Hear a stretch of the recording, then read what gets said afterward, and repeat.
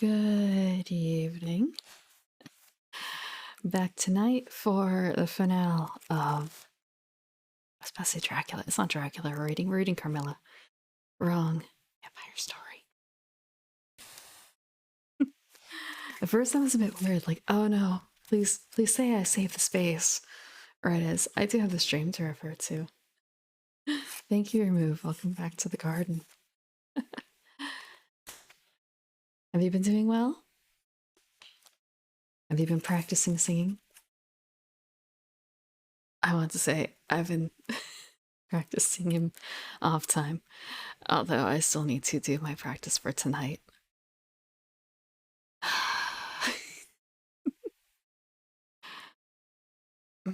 It's a lot more difficult than I thought it would be to some extent. I suppose it really depends on what you're trying to sing. Hello, Jay. How are you doing? Today was actually unexpectedly warm. I thought it was supposed to be cold. I really did. Let me check something else. Learning to write? Learning to write what? What kind of things? There's so many different things they could be writing. I know that there's someone who's doing like NaNoWriMo for poetry. And this is the perfect time to practice, isn't it? With November. I know that's been going on for a long, long time. NaNoWriMo? Or do they actually pronounce it NaNoWriMo? Because it's National Novel Writing Month, right?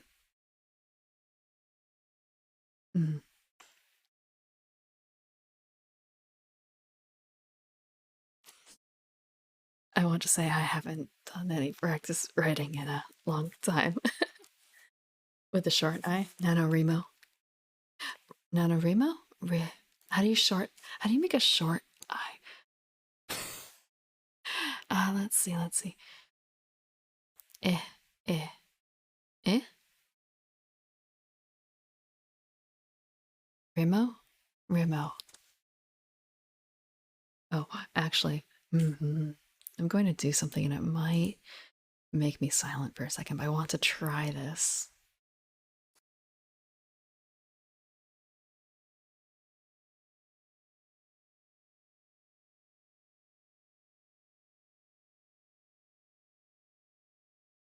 Okay, the sound quality may have just changed because I removed the noise removal because I'm going to be opening something and pouring, and I'm wondering if it's going to show up on the mic. Oh wait. Okay, there we go. It's uncorked. And now for the pour. Will the pour be heard? Did you hear that? Okay, that's just a little bit. That's maybe 3 ounces.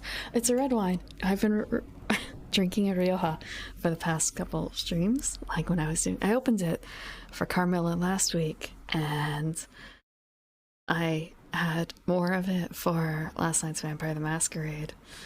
And I'm probably not going to finish it tonight. I'll probably work on it on Wednesday as well for then. And after that, I also have a red dress. So, like, if I run out of the Rioja, it'll be fine. I have another thing to drink for it. Like, I'm not drinking a whole lot with each stream. Like, 2 glasses, 2 5-ounce pours. But I got them specifically for the streams. Oh, the hurricane. Sorry to hear that, but I hope it's only really like the power internet leaving and no other damage has been caused, really. Nothing major. But no, if it were champagne, that would have been champagne. I don't like opening champagne because of, you know, the pressure it's under. I don't often really drink it either. That's more of a morning drink, you know? With your orange juice most of the time. I don't drink a lot of champagne. Oof.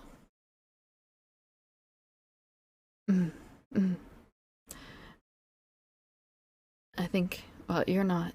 You're farther south than where I'm thinking of, but there were some other places that I've heard of that had similar issues. Orange juice and wine glass. It's champagne glass, and you have champagne, and well, it's a flute. It's a champagne flute, and you have champagne and orange juice, and that's a mimosa. I don't remember the exact proportions, but honestly, you could probably just have mostly champagne and then like a bit of orange juice for the color and flavor. Uh, but I mean, it also depends on how you're trying to. I guess I do prefer drier drinks. So, yeah, that would be my way of going about it. But this is a Lastana Rioja Tempranillo 2014 Reserva. So, it's a Spanish red wine and it's warm and it's been open for a week. Not that it's been like uncorked for a week. The cork's been in. Just saying. A wine does, like, even once it's been uncorked, you shouldn't like leave it forever. You should be drinking it soonish. And like I am trying to leave it so it can breathe a little bit and open up, because when I first had it, I had it cold out of the fridge because I mistimed things, and it got very bold once it warmed up and had some time. Uncorking it is another way of letting it. No, no. I want to say, oh, I have a story for that. Coconut water and champagne glasses? That could work. Is it only coconut water, not mixed with anything else? I don't often drink coconut water. I haven't done it in a very long time, but if it's particularly cold, that could be good on a hot day. Uncorking it though. No, if your alcohol is still fermenting in the bottle, that is dangerous and that is bad. I've actually had beer that was still fermenting in the bottle, and well, trying to remember. I can't remember if it was a bottle or a can. I think it was a can though. And because it was still fermenting, the cans were rock hard and they exploded. It sounded like a gunshot went off. It it was a mess to clean up. And then I had to deal with the rest of them because they were all little bombs. They were all little bombs. So you shouldn't be letting your... I mean, I'm not going to say like 100% it's bad, but like...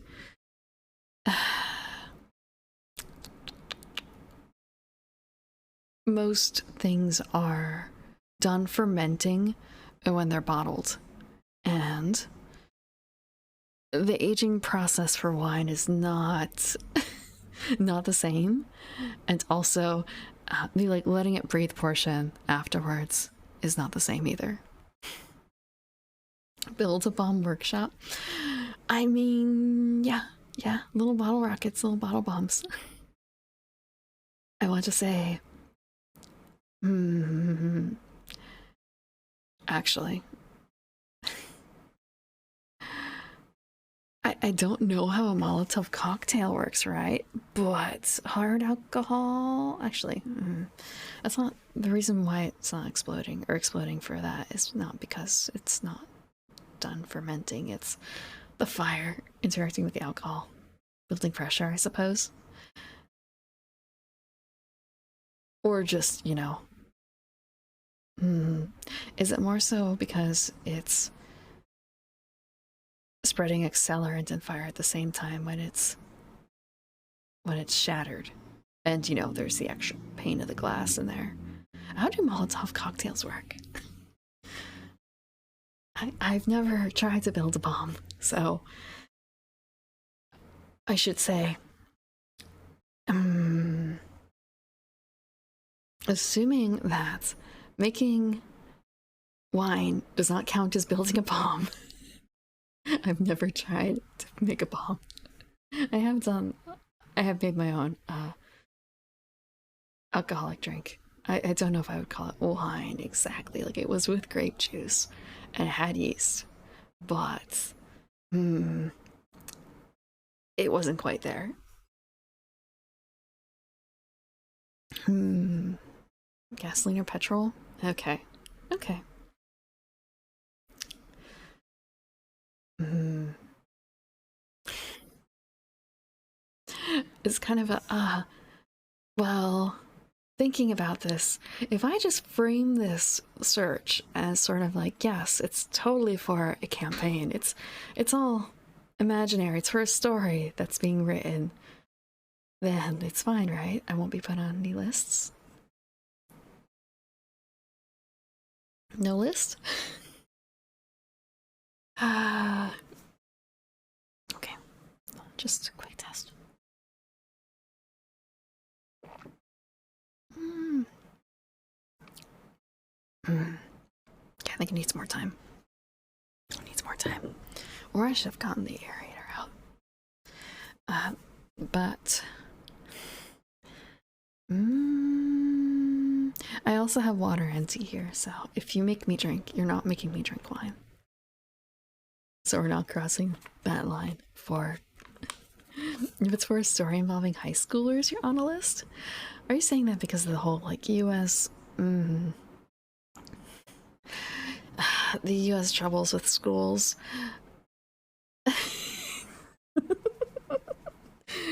I want to say, it's absolutely for a. Let's say it's for a like okay, what's a popular like fan? It's gonna be for something that's gonna go on. What is it? AO3. Yes, it's a fan fiction. It's a fan fiction for a series that involves guerrilla warfare. Um, I've been playing a lot of Final Fantasy 14, so it's just kind of a so maybe this is for the talking about Julius and the is it Julius or Julius? And the Garlean soldier issue there. They're burning love like a Molotov. I mean, that's essentially how you would describe Romeo and Juliet, right? No? Is that not accurate? But at 14, I've been. I made a stupid mistake. I thought, I've almost leveled up all my classes to 90. What's the next project after this? I know. I'll work on all the relics. I'm already starting my way across the Shadowbringers ones, and hmm, I'm not exactly hitting a wall with like the DR runs, but like I don't want to bother with DR yet. I'll wait on that until I have them, and I'll just like turn them out. I'll turn them out at some point. And then it's kind of about, well, my FC mates said that there's a step for one of them, a different relic, that also requires doing the same things that I'm currently doing. So I might as well like knock out two birds with one stone there. Excellent. I think, oh, well, I might as well also try and work on the like original relics. And I learned about books. I hate books so much. And I think I'm working on my 7th book out of the 9 for my first relic, and it's just kind of a, I cannot grind this out anymore. I think in the future it's going to be like, because it's been like 3 days and I've worked through these 7 books, or 6 books, up to the 7th book, and just kind of a, I don't want to do this again. I don't want to do this again. Maybe if I take it slower next time and do like a book a day or a book every other day, or maybe even a book a week, like dedicate 1 day a week to book, and then maybe in like 2 years I'll have finished all the original relics, or at least that book step, because oh damn it, books. I should explain what's involved in a book. They decided to update your relic, but not like a great full upgrade, just like a partial upgrade. You have to work on books in any order you choose, but only one book at a time. A book will contain like 9 different enemies to slay in different locations. The book will also contain 3 dungeons that you have to complete. The book will also contain, I think it's 3 fates, which are like timed active events that you have to be, you have to wait around for essentially to appear or just get lucky. And you also have to complete what they call love quests or levs, where you have to spend like a coin essentially that you probably have stacked up 100 of because you earn 1 every day. Or no, you earn 3 every 12 hours. So like it's really quick to accumulate, but you still have to, in order to do this book, you need to spend 3 essentially, 1 for each lev. And hopefully the lev selection that you get is a bit random every day, but you can spend a lev point to like do it, and then like hopefully the one that you need is going to show up as a replacement. So it's just kind of a like little bits and bobs. It just takes so much time and back and forth, so much money, so much stupid money, transportation costs. But I'm almost done with the first one. I am so close to the first one. And after that, I'll take a break on that one.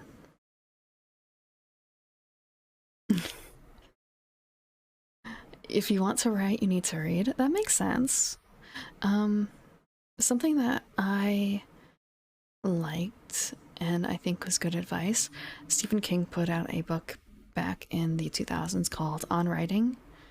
And Stephen King wrote a shit ton. He wrote so fucking much. So you can kind of knock 2 books with 1 stone there. 2 birds with 1 stone, not 2 books. And otherwise... Oh, hello? Hello? Okay. Just, there was a noise outside. I think it got a little caught there.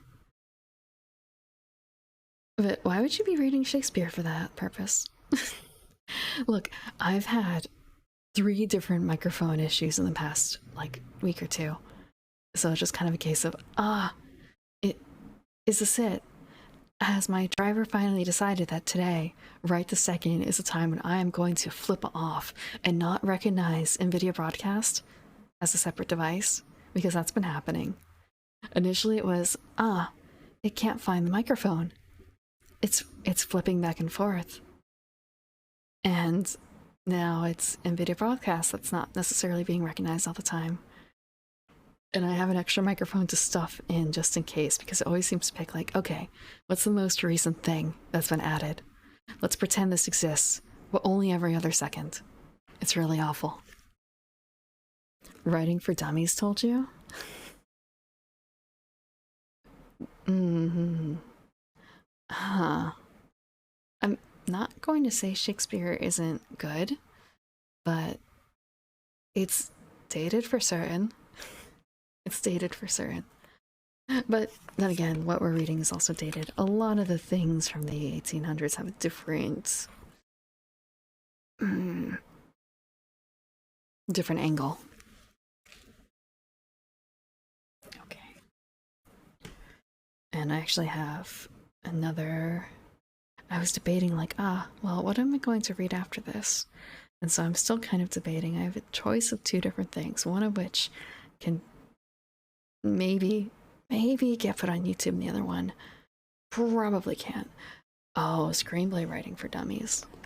Screenplay writing is an entirely different beast. I know a few people who've studied that extensively.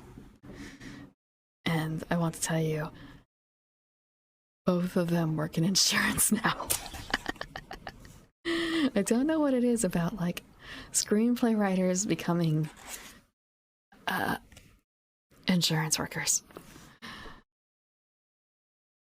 There must be some sort of writing affinity there, I guess.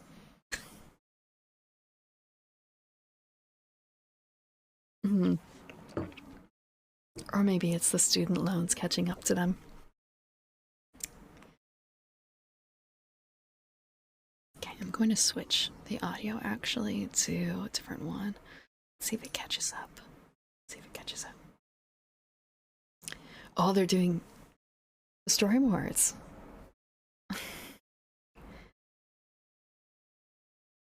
A novel format.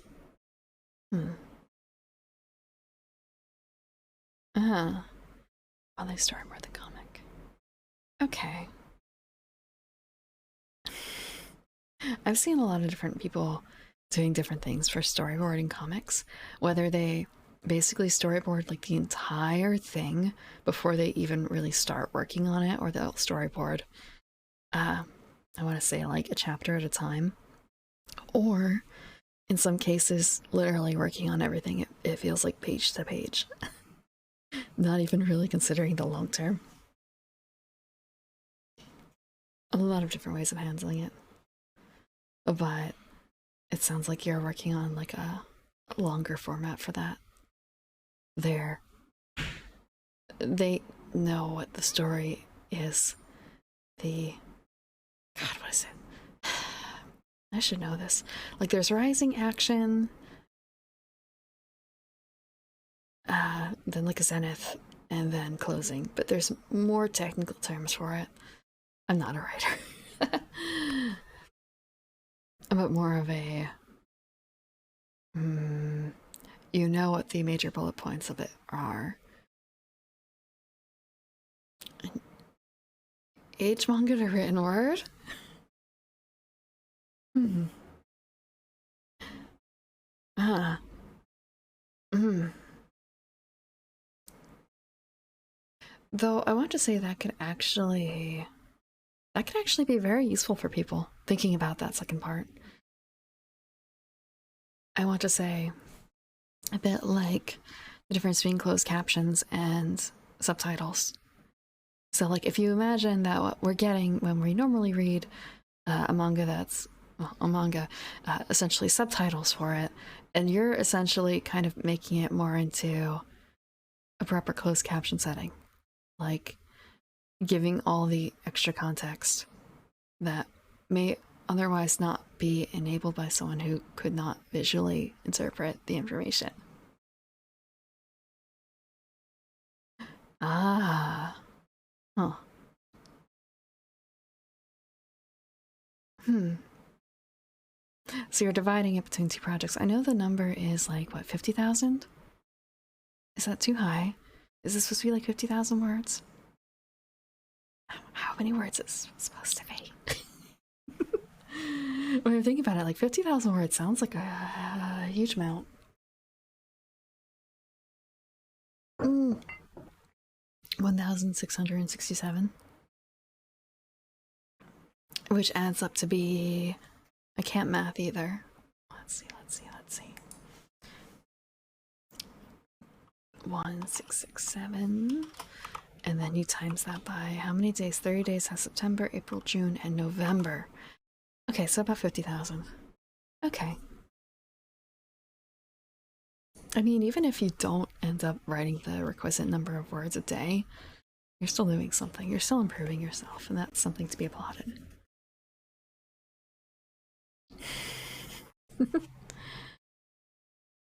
Okay. So, Carmilla. X. Bereaved.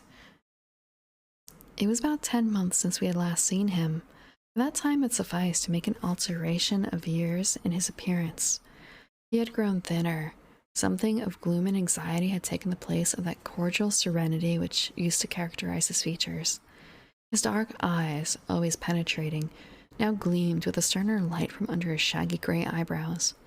It was not such a change as grief alone usually induces, and angrier passions seemed to have had their share in bringing it about.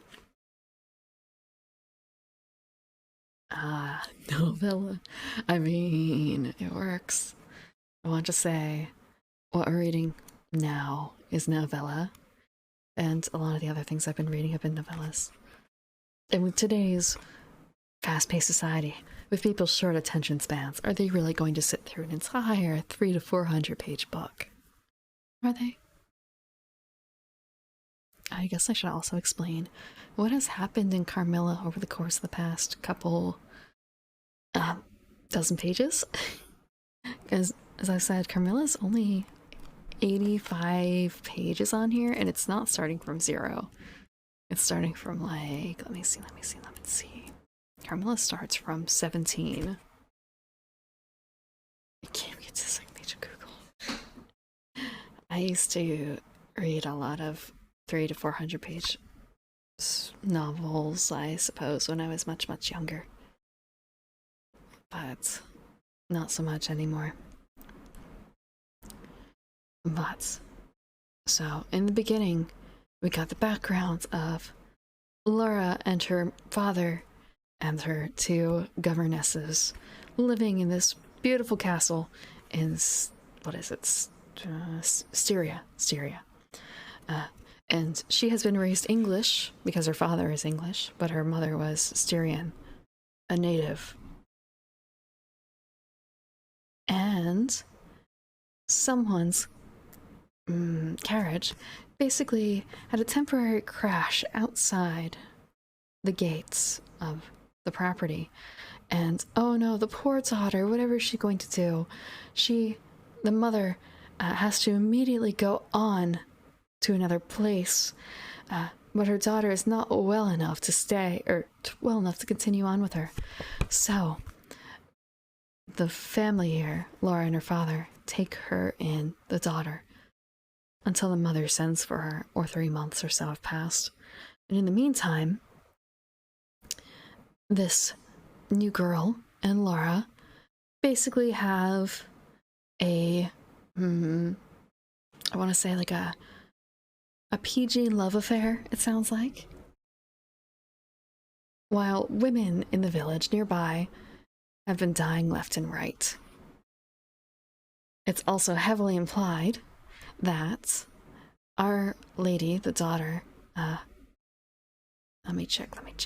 Carmilla is her name, is highly familiar looking to, or rather, Carmilla looks the spitting image of the Karnstein family, who our Laura is descended from. And it's also, they have a property just off to the west, not very far, basically a broken down village and the remnants of like a fancy castle in that space, because Karnsteins have pretty much died out.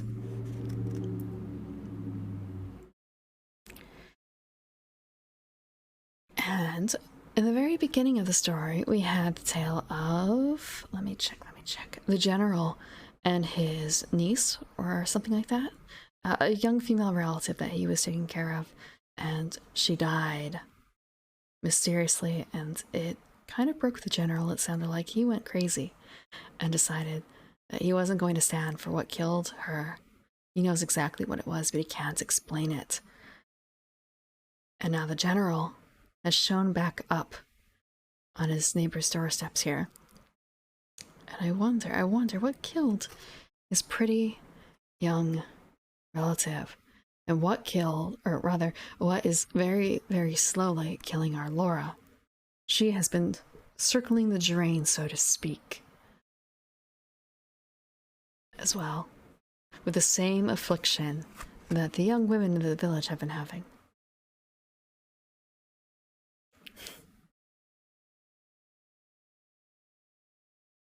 You're well trained in the art of reading Babysitter Club novels? I've never actually read one of those. I was more of a magic addict kind of girl. Although I don't know how to put it. Magic addict, and also there were a set of twins. I don't remember what their names were. That was another thing that I read a few of. And Animorphs. She stopped breathing. Yes, that's the story of a lot of these girls. They just kind of waste away very quickly. Incredibly quickly. They might have nightmares beforehand. They might have a sense of strangulation, perhaps. And feelings or visions of needles piercing the skin, either at the neck or, in the case of our Laura, she's gotten bitten on the boobs a lot. Like, one time, okay, accident, except for the fact that she was 6 years old. That's kind of weird. Second time, okay, well, at least she's a teenager now, or like 19. That's more fine. It's still kind of weird. Third time, Carmilla, please.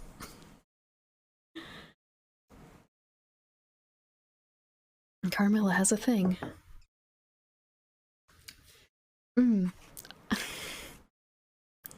I want to say, at least in this, they don't really have the...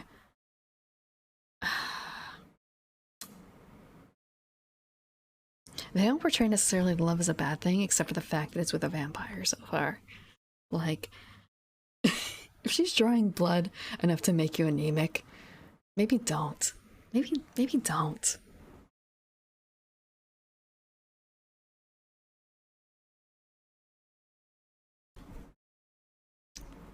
Let's see. We had not long resumed our drive when the general began to talk, with his usual soldierly directness, of the bereavement, as he termed it, which he had sustained in the death of his beloved niece and ward. And he then broke out in a tone of intense bitterness and fury, inveighing against the hellish arts to which she had fallen a victim, and expressing it with more exasperation than piety. He wondered that heaven should tolerate so monstrous an indulgence of the lust and malignity of hell. My father, who saw at once that something very extraordinary had befallen, asked him, if not too painful to him, to detail the circumstances which he thought justified the strong terms in which he expressed himself. I should tell you all with pleasure, said the general, but you would not believe me. Why should I not? He asked. Because, he answered testily, you believe in nothing but what consists with your own prejudices and illusions. I remember when I was like you, but I have learned better. Try me, said my father. I am not such a dogmatist as you suppose. Besides which, I very well know that you could generally require proof for what you believe, and am therefore very strongly predisposed to respect your conclusions.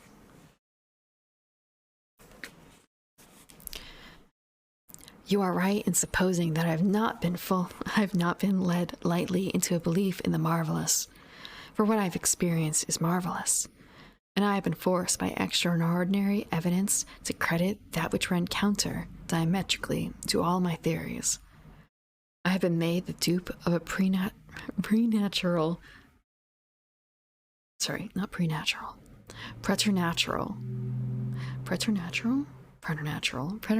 conspiracy. Notwithstanding his professions of confidence in the general's penetration, I saw my father, at this point, glance at the general with, as I thought, a marked suspicion of his sanity. It's suspicion, not suspicion. Suspicion. The general did not see it, luckily. He was looking gloomily and curiously into the glades and vistas of the woods that were opening before us. You are going to the ruins of Karnstein, he said. Yes, it is a lucky coincidence. Do you know, I was going to ask you to bring me there to inspect them. I have a special object in exploring. There is a ruined chapel, isn't there, with a great many tomes of that extinct family? So there are. Highly interesting, said my father. I hope you are thinking of claiming the title and estates. My father said this gaily, but the general did not recollect the laugh, or even the smile, which courtesy exacts for a French joke. On the contrary, he looked grave and even fierce, ruminating on a matter that stirred his anger and horror. Something very different, he said gruffly. I mean to unearth some of those fine people. I hope by God's blessing, to accomplish a pious sacrilege here, which will relieve our earth of certain monsters and enable honest people to sleep in their beds without being assailed by murderers. I have strange things to tell you, my dear friend, such as I myself would have scouted as incredible a few months since. My father looked at him again, but this time not with a glance of suspicion, with an eye, rather, of keen intelligence and alarm. The house of Karnstein, he said, has been long extinct, 100 years at least. My dear wife was maternally descended from the Karnsteins, but name and title have long ceased to exist. The castle is a ruin. The very village is deserted. It is 50 years since the smoke of a chimney was seen there, not a roof left. Quite true. I have heard a great deal about that since I last saw you, a great deal that will astonish you. But I had better relate everything in the order in which it occurred, said the general. You saw my dear ward, my child, I may call her. No creature could have been more beautiful, and only 3 months ago, none more blooming. Yes, poor thing. When I saw her last, she certainly was quite lovely, said my father. I was grieved and shocked more than I can tell you, my dear friend. I knew what a blow it was to you. He took the general's hand, and they exchanged a kind pressure. Tears gathered in the old soldier's eyes. They did not seek to conceal them. He said, We have been very old friends. I knew you would feel for me, childless as I am. She had become an object of very dear interest to me, and repaid my care by an affection that cheered my home and made my life happy. That is all gone. The years that remain to me on earth may not be very long, but by God's mercy, I hope to accomplish a service to mankind before I die, and to subserve the vengeance of heaven upon the fiends who have murdered my poor child in the spring of her hopes and beauty. You said, just now, that you intended relating everything as it occurred, said my father. Pray do. I assure you that it is not mere curiosity that prompts me. By this time, we had reached the point at which the Drunstall road, by which the general had come, diverges from the road which we were traveling to Karnstein. How far is it to the ruins? Inquired the general, looking anxiously forward. About half a league, answered my father. Pray, let us hear the story you were so good as to promise. Yes, pray return. Pray return. I'm sorry for doing that.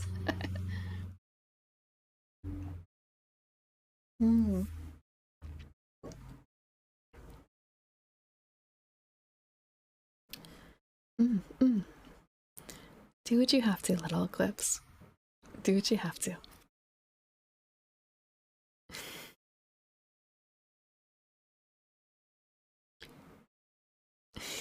I've fallen asleep to people's ASMR at like the most inopportune times. There's someone I listen to sometimes starts reading it like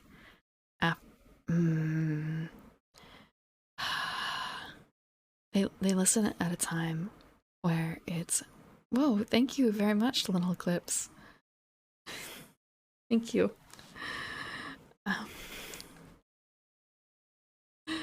Welcome to the garden, Yumanea, Wolfgang, Deku, Zerg, and Mazoku.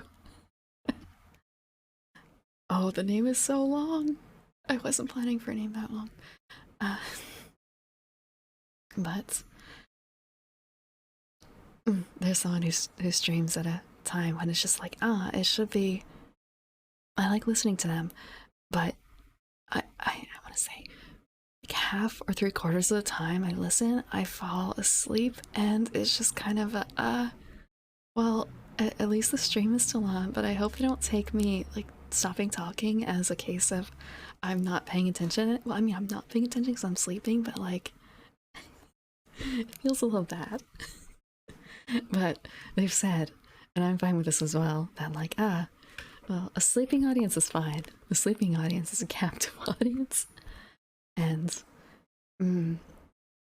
It's not I can't pronounce it, it's just that it's too long in the in the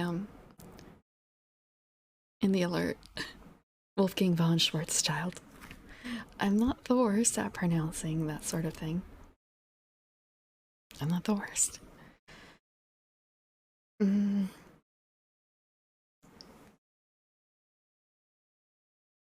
I'm not putting an Eldritch tongue on my hands. There's no way. I like my hands as they are. Mm. Or someone who can speak German. Mm.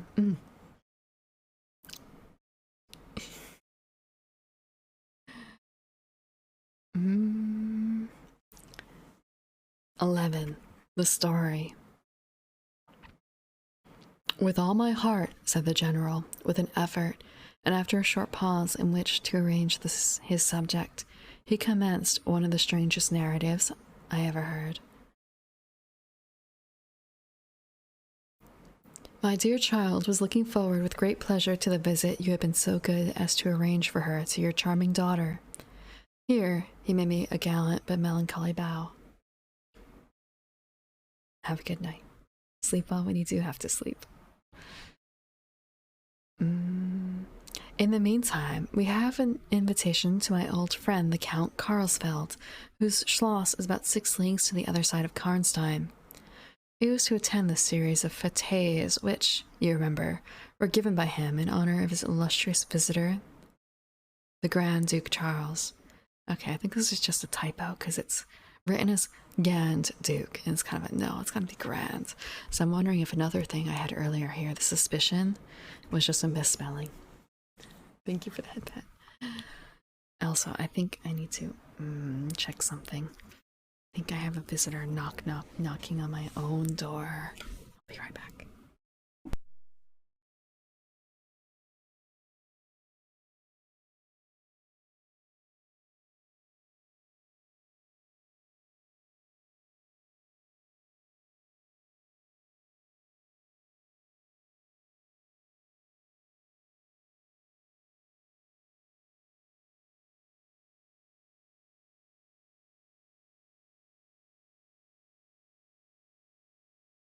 He did, in fact, once up.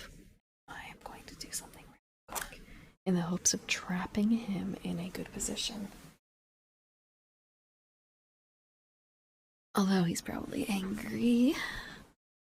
He's probably very angry. Oh. He's...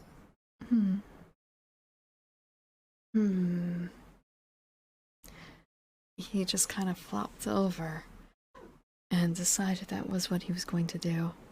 I was a bit worried that he was going to beg for something that he really cannot have right now. Hi. What are you doing? Yeah. He's been a fairly good boy today. Fairly. Okay. Let's see.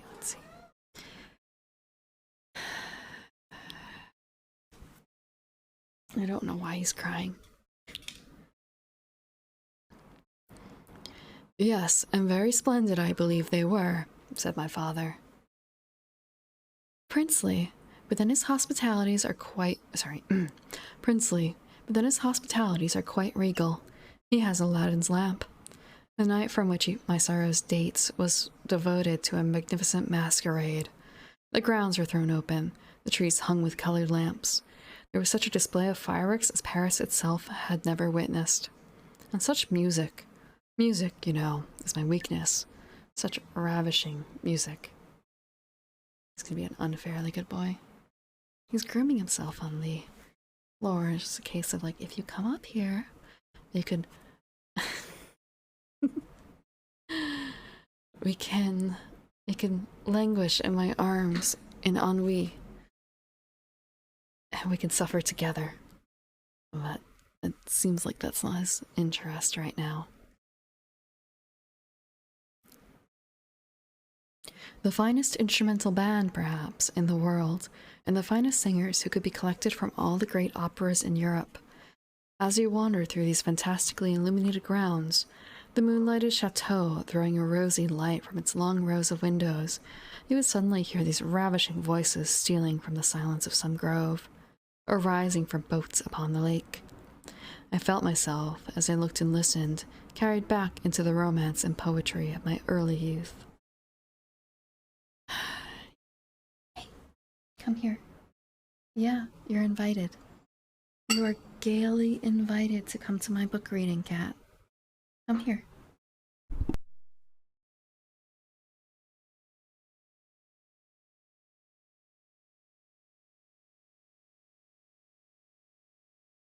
I don't know what he wants.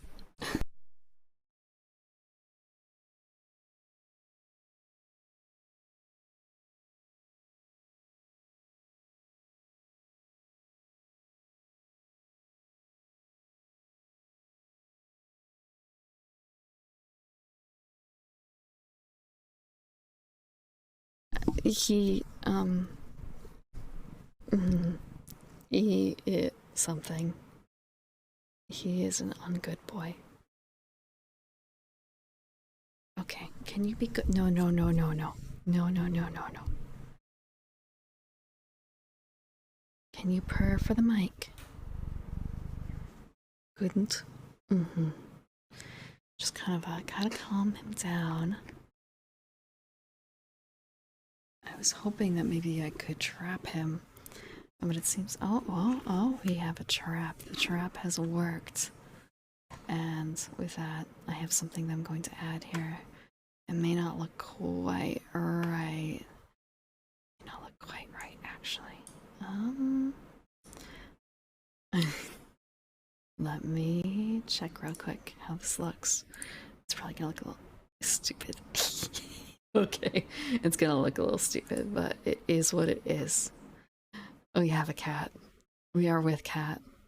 Just so you know, it's the warning sign. And also, does this work? Does this work? Do I have... I don't think I put it on here. And I don't have it tied to anything because it's like a worry a bit. Let me check. Where did I put it? Okay. You're a good boy. You're good now. Come on. Yes. Oof, okay, that hurt. Yes. One more thing. Will this work?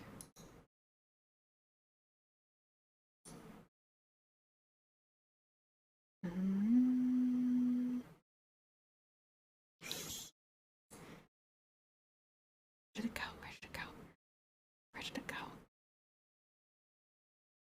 I can't read.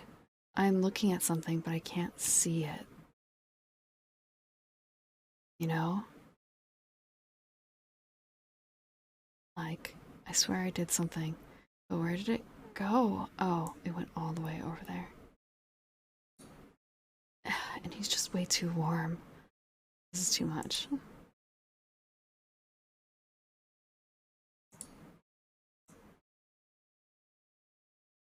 Okay, you can be good for a little longer.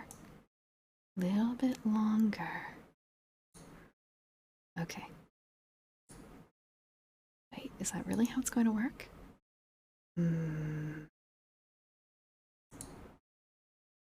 Okay. Quick.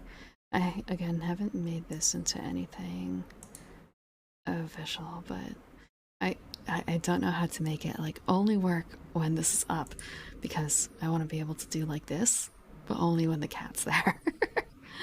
Only when the cat's there. Or when he's being a good boy. But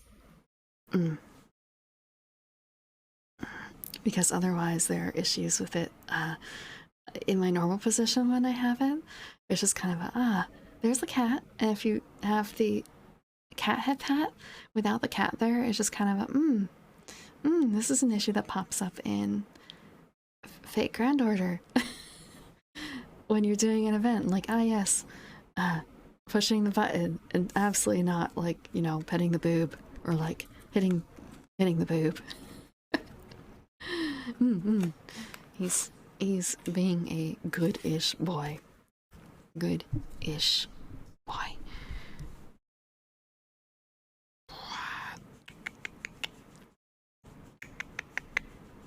Here we go. But he's so warm. It's too warm. It's November. It shouldn't be this warm.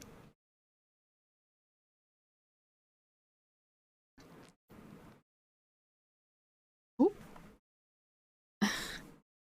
Never mind. He's leaving me. Okay. He's leaving me. I am going to let him out because he does not want to be with me anymore.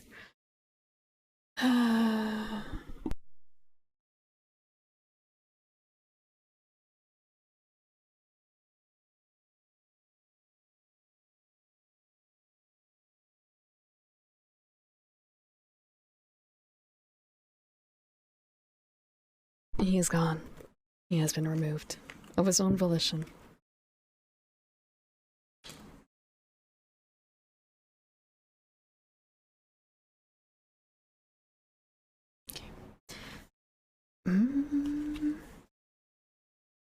He is gone.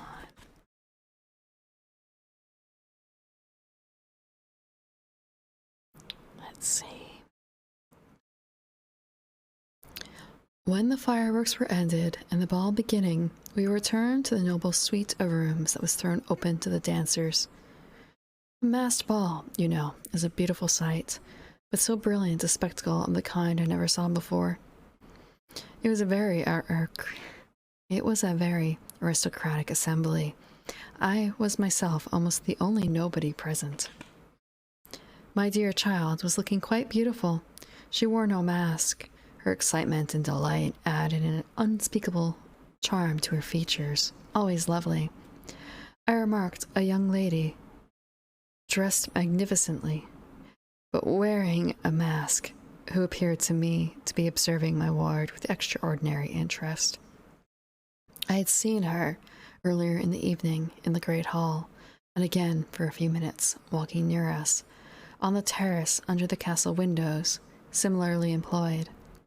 A lady, also masked, richly and gravely dressed, and with a stately air, like a person of rank, accompanied her as a chaperone. Had the young lady not worn a mask, I could, of course, have been much more certain upon the question of whether she was really watching my poor darling. I am now well assured that she was. Hello, Vardine. How are you doing? That's actually a really cute cat. He's so cute.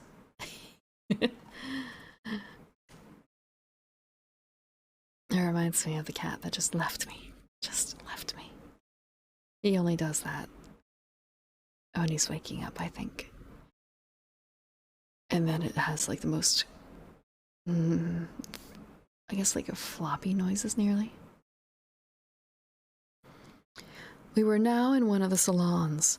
My poor dear child had been dancing and was resting a little on one of the chairs near the door. I was standing near.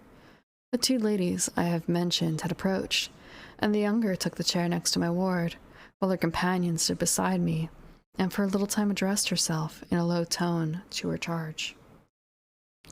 Availing herself to the privilege of her mask, she turned to me, and in a tone of an old friend, and calling me by my name, opened a conversation with me, which piqued my curiosity a good deal. She referred to many scenes where she had met me, at court, and at distinguished houses. She alluded to little incidents which I had long ceased to think of, but which, I had found, had only lain in abeyance in my memory, for they instantly started into life at her touch. It's good to hear that you're doing good. Another sip of wine.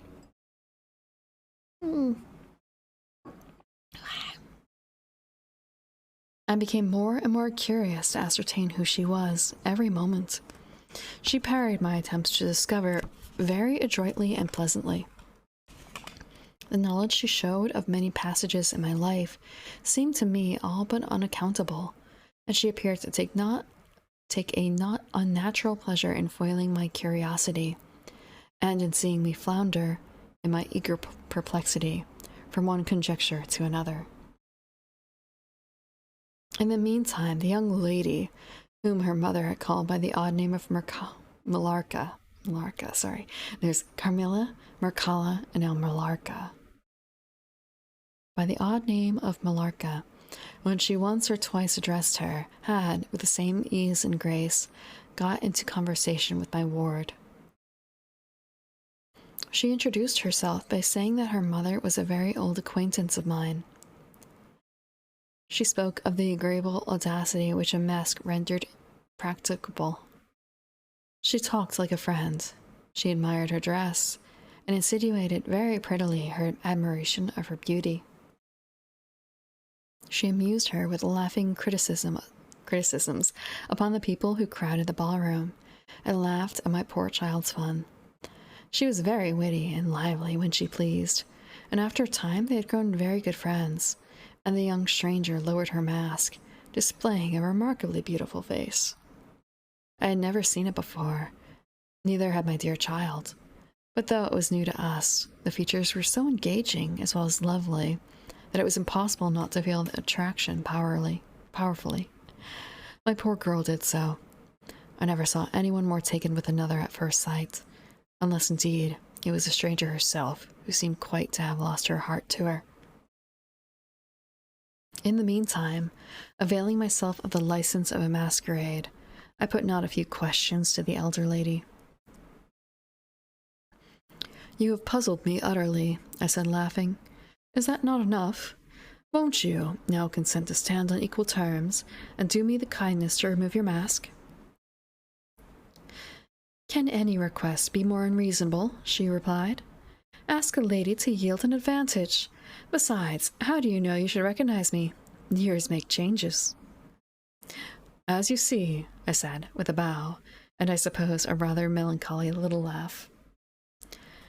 "As philosophers tell us," she said. "And how do you know that a sight of my face would help you?" "I should take chance for that," I answered. "It is vain trying to make yourself out an old woman. Your figure betrays you." So hitting on her, it sounds like at the party, while her daughter is hitting on his niece. And I want to say, haven't today's movie stars kind of proved that, like, you might be an old lady, but you can still have a striking figure? A striking figure. You're too fine to be too old. Yeah. Let's see. Years, nevertheless, have passed since I saw you, rather since you saw me, for that is what I am considering. Millarca there is my daughter. I cannot then be young, even in the opinion of people whom time is taught to be indulgent, and I may not like to be compared with what you remember me. You have no mask to remove. You can offer me nothing in exchange. So it's just kind of a case of, well, I mean, maybe he's into MILFs. I mean, it's actually quite likely he's into MILFs. Also, I want to say he is not young himself. Not to have a niece that age necessarily. Well, I guess it's kind of a weird thing to say. He could very well just be in his 30s or something like that and have a niece that young.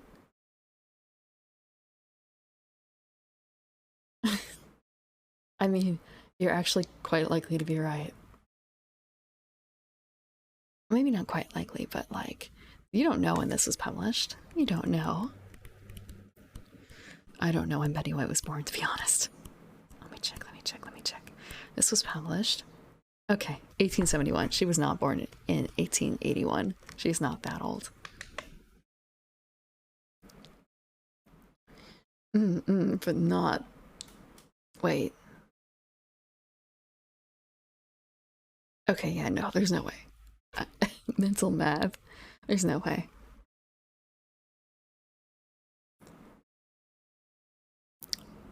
My petition is to your pity to remove it. So he's basically asking, like... Sorry. A pity thing. pity fuck?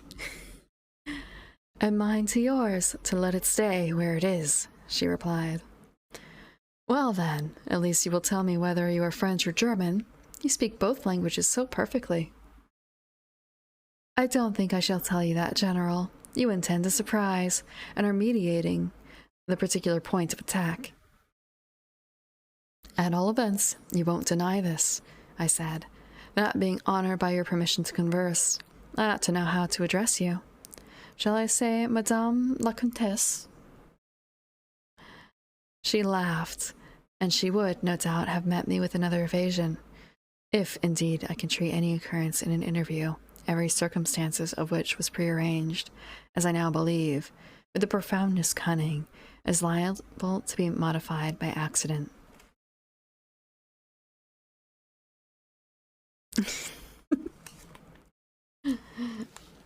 Well,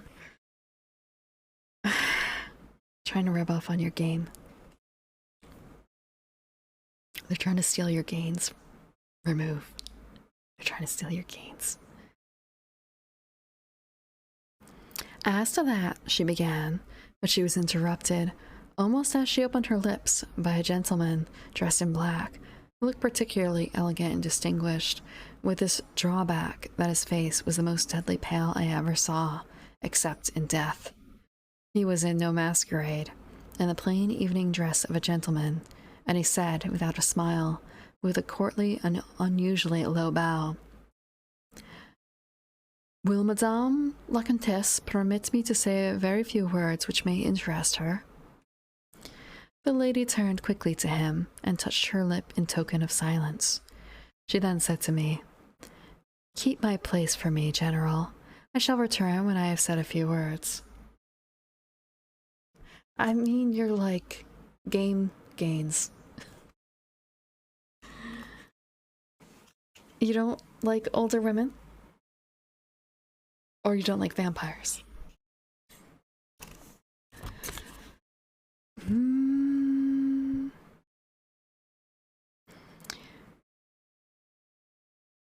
And with this injunction, playfully given, she walked a little aside with the gentleman in black, and talked for some minutes, apparently very earnestly. Then walked away slowly together in the crowd, and I lost them for some minutes. Oh, are you more of a werewolf kind of guy? You have to choose a side. Well, I guess there's werewolves, vampires, ghosts, I suppose? Does that work? What other supernatural creatures are there like that?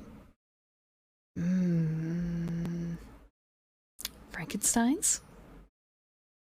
Does that count? Like reanimations? What other things are there? Mummies? I feel like I should just be running, actually. Kind of, do I just run through the options from White Wolf? Animalistic girls? Because it's kind of, we haven't hit the Fae yet, and we haven't hit mages. Or demons. Or devils. Fiends, so to speak, all together. I think there's like one or two other things I'm missing there.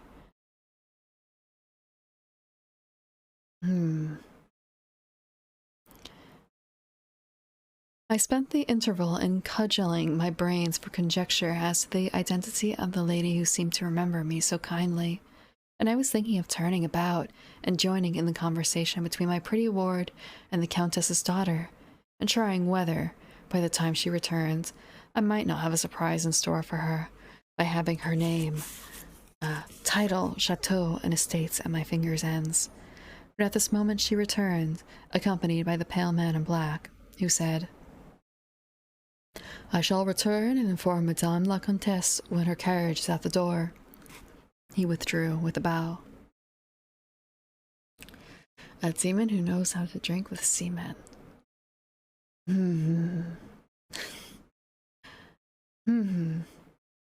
I want to say, with that, I don't know. Wait. Just kind of a case of,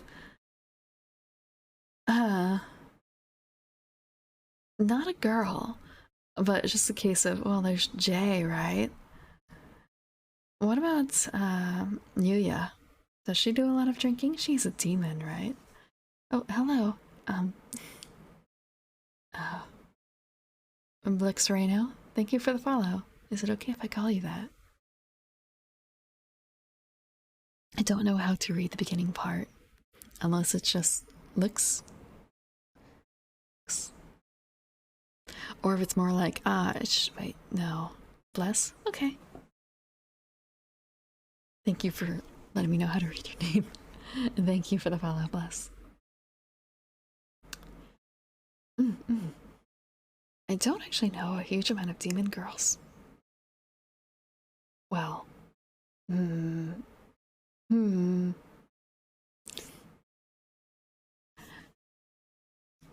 don't know how to read X's as vowels.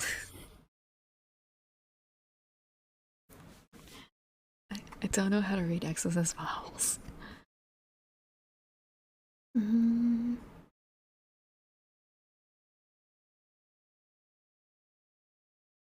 I won't mess it up in the future though.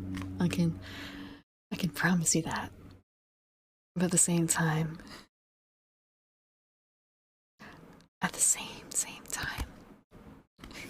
promises are meant to be broken. Let's see.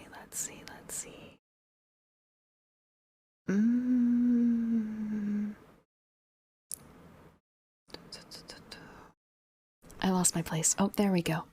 I remember I started, we're on page 68, and we have up to 85 to go. So, 12. At first, actually, with the LLX, I thought like, do I read this like Roman numerals? And it's kind of a, wait, that's backwards? Because again, I'm literally about to start 12, so yours is just, the first part is the opposite. It confused me a little bit. 12, a petition. Then we are to lose Madame la Comtesse, but I hope only for a few hours, I said, with a low bow.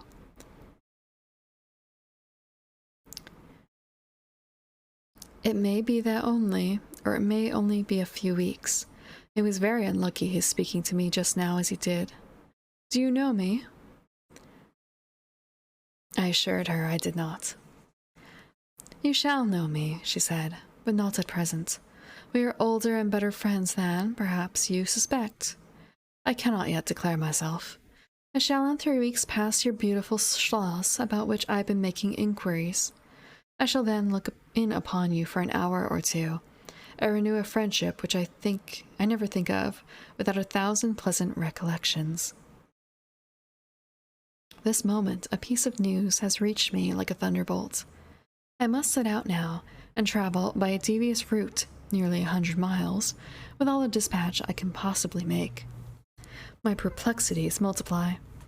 I am only deterred by the compulsory reserve I practice as to my name from making a very singular request of you. My poor child has not yet recovered her strength. Her horse fell with her at a hunt which she had ridden out to witness. Her nerves have not yet recovered the shock, and our physician says that she must on no account exert herself for some time to come. We came here, in consequence, by very easy stages, hardly 6 leagues a day. I must now travel day and night on a mission of life and death, a mission the critical and momentous nature of which I shall be able to explain to you when we meet, as I hope we shall, in a few weeks, without the necessity of any concealment. Yes, I want to say, this is the first time that we've seen that particular attack. She went on to make her petition, and it was in the tone of a person from whom such a request amounted to conferring rather than seeking a favor. Thank you for the follow, Curvixia. We are reading Carmilla, and we are reading the General's Petition, part 12 of like 16. So close to the end. But this should sound familiar if you've been listening in earlier. Even if you haven't, this is a bit of a repeat with a twist.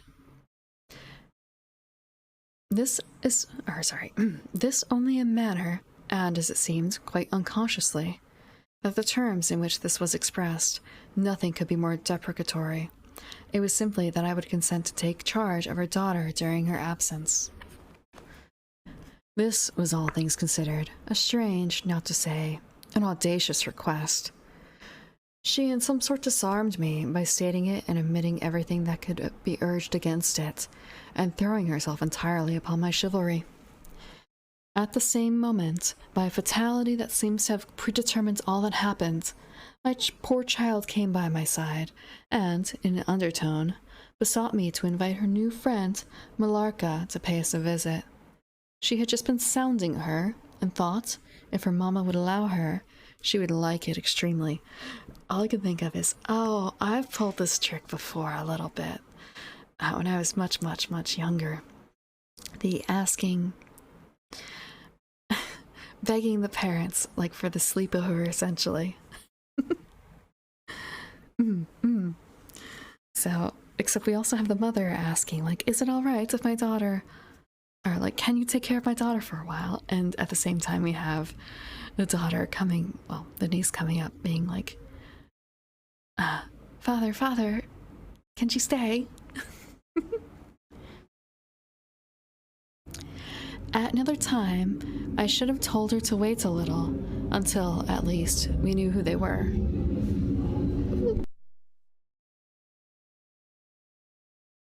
That was really loud. That was really loud. I'm sorry.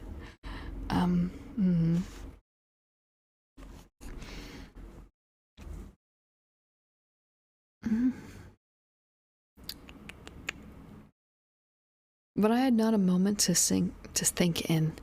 The two ladies assailed me together, and I must confess the refined and beautiful face of the young lady, about which there was something extremely engaging, as well as the elegance and fire of high birth, determined me. And quite overpowered, I submitted, and undertook, too easily, the care of the young lady, whom her mother called Millarca. Turn the volume down. I wish so much. I can't turn the volume down. It's just kind of a, okay, there's a bit more. It's just kind of a, oh no, my cup runneth empty. I can't do like the empty swirl.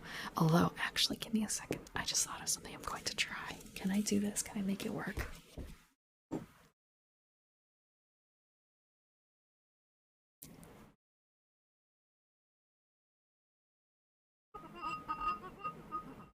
Okay, I can't make it work.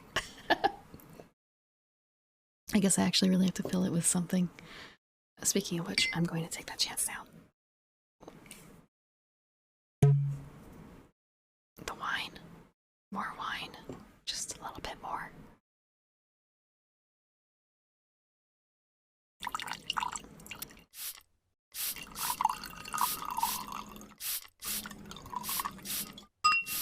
Snap. Let me just keep that very careful. Okay, there we go. It's hard to avoid the dribble on the wine bottle. But, okay. I'm going to have some tea. Oh, I never removed the tea bag. This is going to be very tea. Oh, it's very honey too. Okay. Posture is better. I'm going to take off. And oh, that cracked.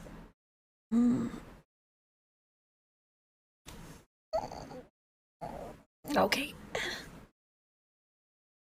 Ow. A lot of things cracked. I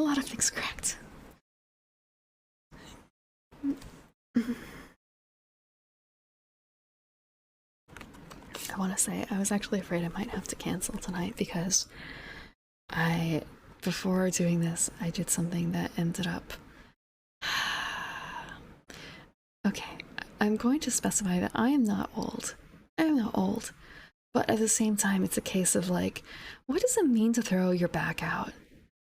Or like tweak your back? What does that mean? And I don't think I threw my back out. I did not. Otherwise, I don't think I would be here right now. But just kind of there's something that's not quite settling right. So, I think I'm better now, but no, it's not the knees. Ugh, it's not the knees. Although I want to say, knees probably should be a concern, considering a few things.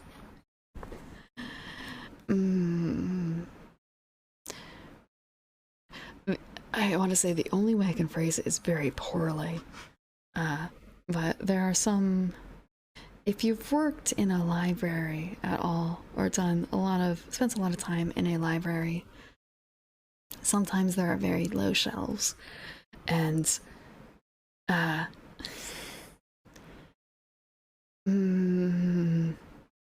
want to say, go to a doctor. Once things start breaking, they'll probably stay broken. That is true. And nothing. I want to say, some of it is more of a case of like, well, it's not that. In the case of the knees, and some other things, you've heard of people being double jointed, right? So it's a case of double joints are also just like loose, and so things can move easier than they should.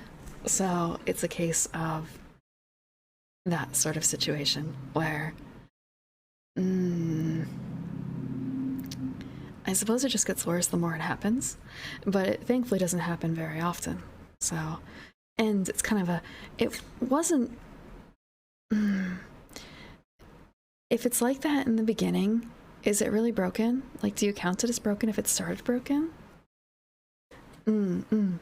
I have also injured something that actually cannot be,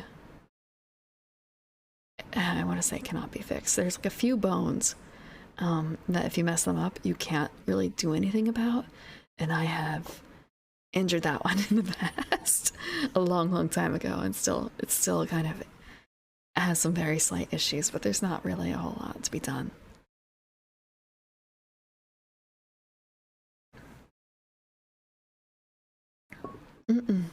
In the back, I want to say, I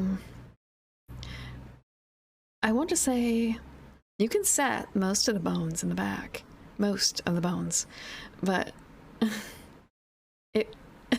Roquettes, how did you know? Yes, it was the tailbone.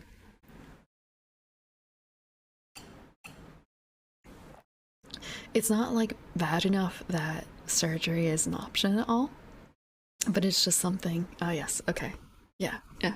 Tailbone, not something you can set. And it's not that.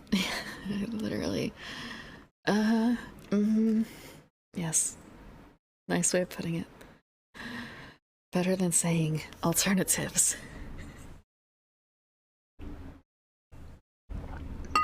Oop. I want to say, very thankful for the resiliency of youth at the time. Children are so malleable. Children are so malleable. Enjoy that while it lasts.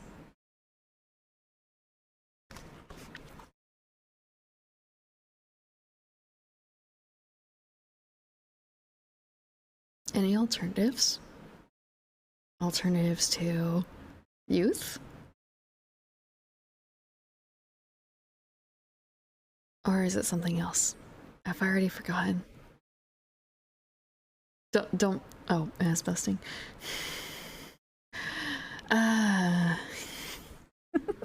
Okay.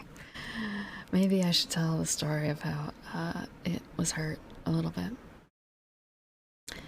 I was, well, maybe not like the whole story, but the chunk of it that matters. It sounds really awful when you say, so, a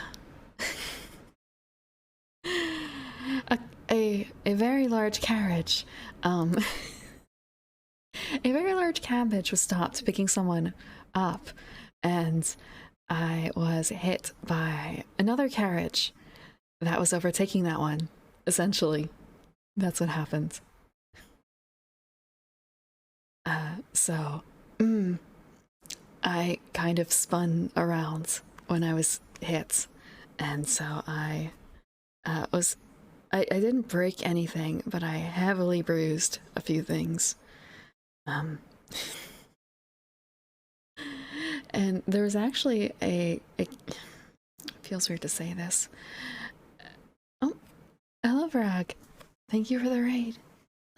I was just telling the story of how I busted my ass, essentially. Literally. Let's see. What is this the correct term?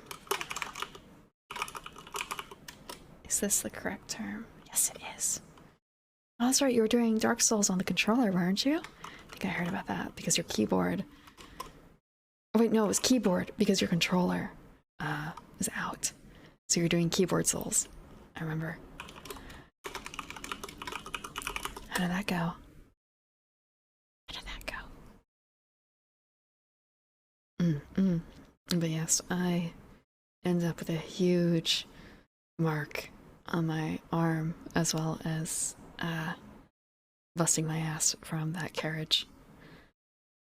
All in trying to avoid getting hit by another carriage. I've never actually played Dark Souls.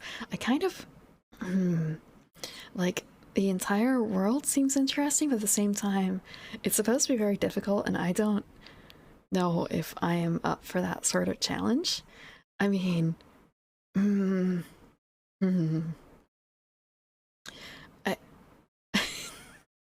if you saw me playing the Hell Taker, like Bullet Hell, I don't know if it's a good idea for me to play Dark Souls yet. Maybe get that skill level up.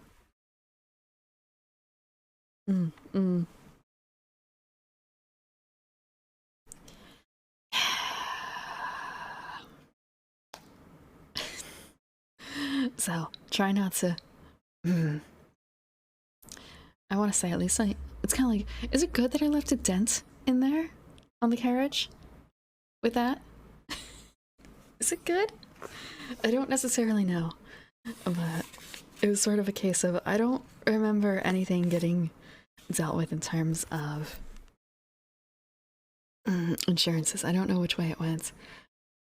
Like, who was at fault? I think it was just kind of a, like, you fix you and I'll fix me sort of situation. But yeah, tailbones cannot be set. All you can do is just sit very carefully. Sit very carefully. My ass is not that big. It's very spelled. Thank you.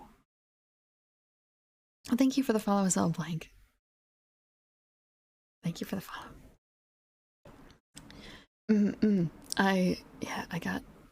I was drunk when I was doing the bullet hell thing, so I hit the brick wall there. And then there's another time I hit a brick wall for. What was it? Yomawari. Powerful. That's. Please. Please.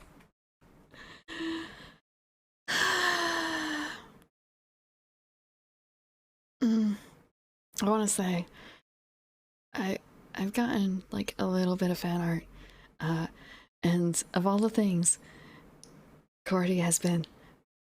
Well, I guess you can't really like. In drawing, the ass has never been the focus. I don't think, but the chest size has been increased like 2 to 3 times. So it's just kind of a there it is. It's all over the front, I guess.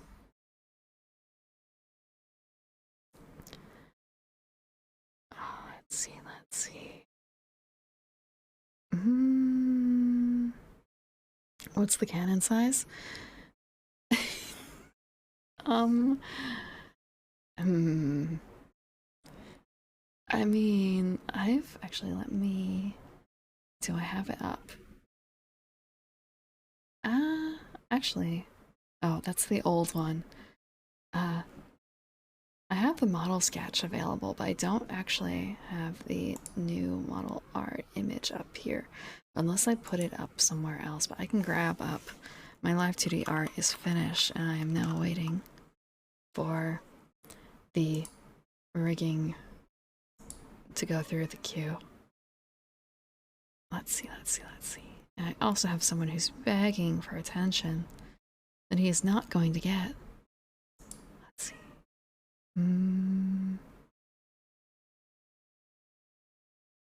Where is it? Where did I put?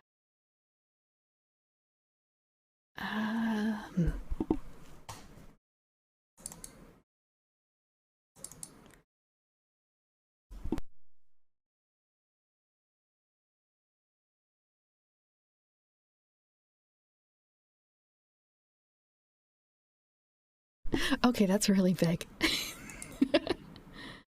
Oh no. Oh no, where is it?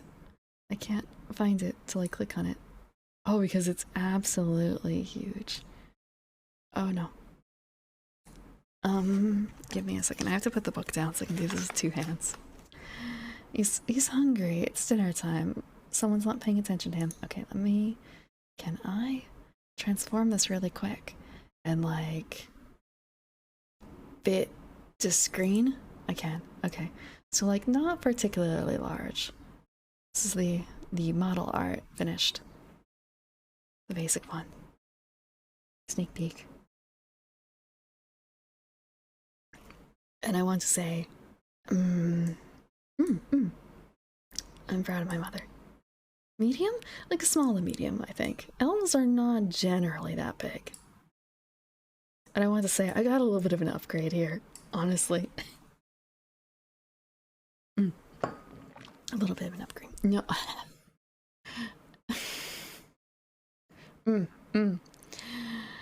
What is it? Flat is justice. Medium is premium. I actually don't know what the large one is. I don't remember. But yeah, so I have that coming. And hopefully,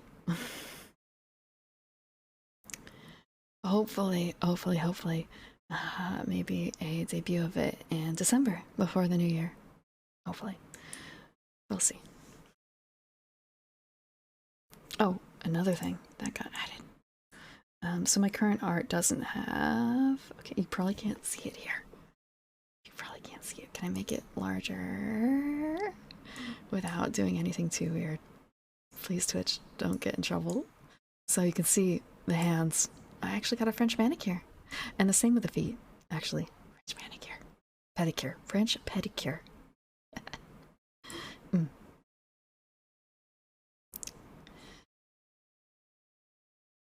So I'm happy with that.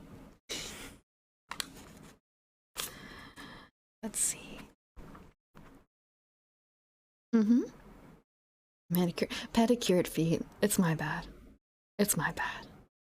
Pedicures are...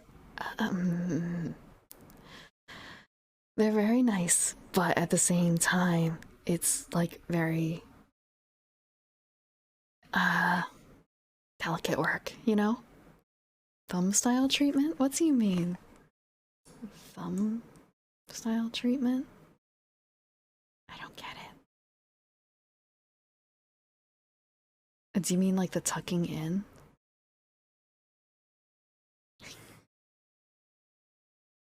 Foot gloves? Foot gloves? No. No. I don't... there are toe socks. I'm not into that very much. I'd rather just not wear socks for that effect. Or even like the ones where they... I want to say it took a very long time to get used to having like flip-flops, thongs on your feet, like that space between your toes, and well, between your big toe and little toes. Toe socks are cursed.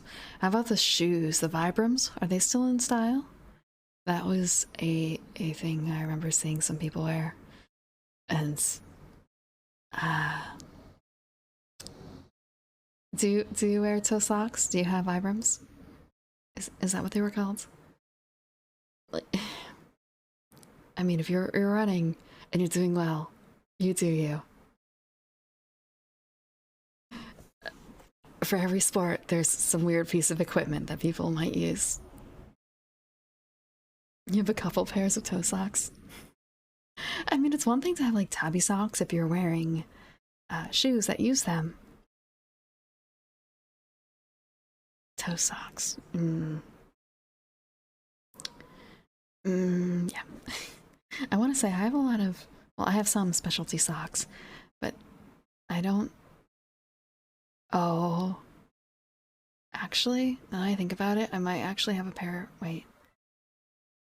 Like, do I have a pair of toe socks? I might, but I don't necessarily think I bought them myself. I think they were a gift.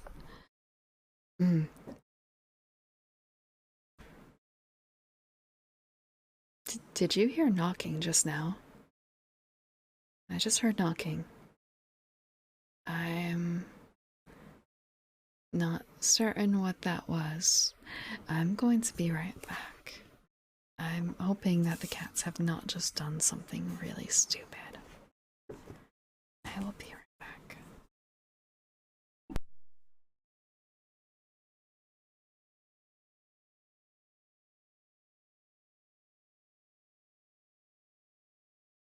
Okay, so with the time change, I just realized that normally they get fed somewhat soon, but not like super soon. But they think it's already way past feeding time, so that was part of why they're being so annoying. I'm going to wait a little bit longer before I give in. I'm trying to adjust them to the new schedule. I'm going to be, if you're not in America, I messed up my schedule a little bit. Today is run in EST, not EDT. So the schedule from now on is going to be EST, which means things are going to be shifted an hour forward. So I start at 5 p.m. EST, which makes it 6 p.m. EDT. I think. People with webbed toes are the people who can't actually wear Vibrams. That's fair, but I think they might be better off swimming anyway, like taking up a different sport. And also, just kind of a case of, I guess there's no reason to get that fixed. There's nothing really wrong with it. Unless it's a case of like maybe more like for infections, but probably not. But there's a lot of things that people just won't necessarily have the right parts to use. Thinking about how some things are just built for people with a certain handiness, for instance, and not taking into consideration anyone else who may not be right-handed. Or things that are made specifically for, it sounds weird to say like male equipment, but that sort of thing. I want to say differences in saddles for bikes, for instance.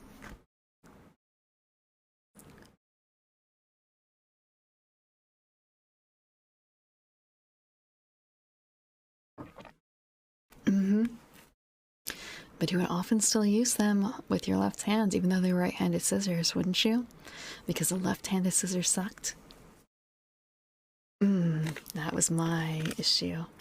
I also distinctly remember learning to make snowflakes, paper snowflakes, and the only people who could not do it correctly were the two left-handed children in the group, me and someone else. Very frustrating. No idea what we were doing wrong. Teacher could not help it. Like, the teacher tried. Female panties just don't fit you. Get male panties.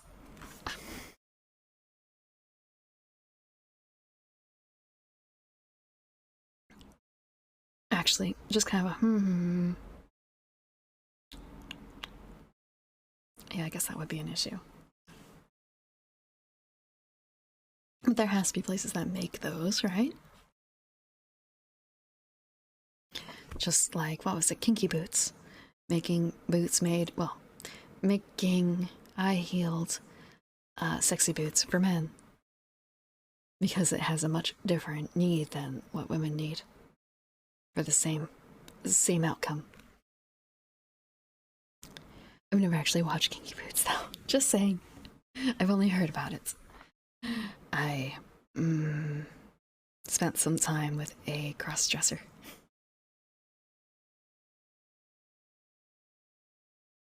Let's see. Water souls? It's not just that, though. I think it's like the strength of materials as well, isn't it? I want to say he had trouble finding, I think, shoes that were not just fit, but also could hold up. And also doing a lot more activities in the heels than you would imagine a woman doing in most cases. Kind of like the difference between, I want to say, like certain types of normal women's clothing and then like dancer specific women's clothing, where you want something that is going to take a lot more wear and tear. Vibram heels. I think that would be an. I feel like those are two circles that do not meet in any sort of. Actually, no, I shouldn't say that. Wait, whoa, they exist? I was just thinking, like, those two things would never come together. Like, who would want that? And then thinking, oh wait, but I think there are people who do, for instance, like marathons and stuff in fancy outfits, right? Like in costumes. There has to be someone who's done it in like heels before. Although that might actually be like really damaging. Vibram heels cannot be real. Vibram heels. We're only gonna get through Carmilla tonight, I feel like. Oh. This is absolutely cursed. Give me a second. I will bring this up.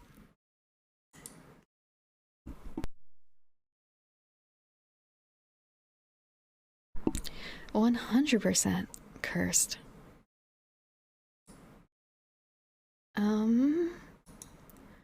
Let us. It's just kind of a case of, will this work? Will this work?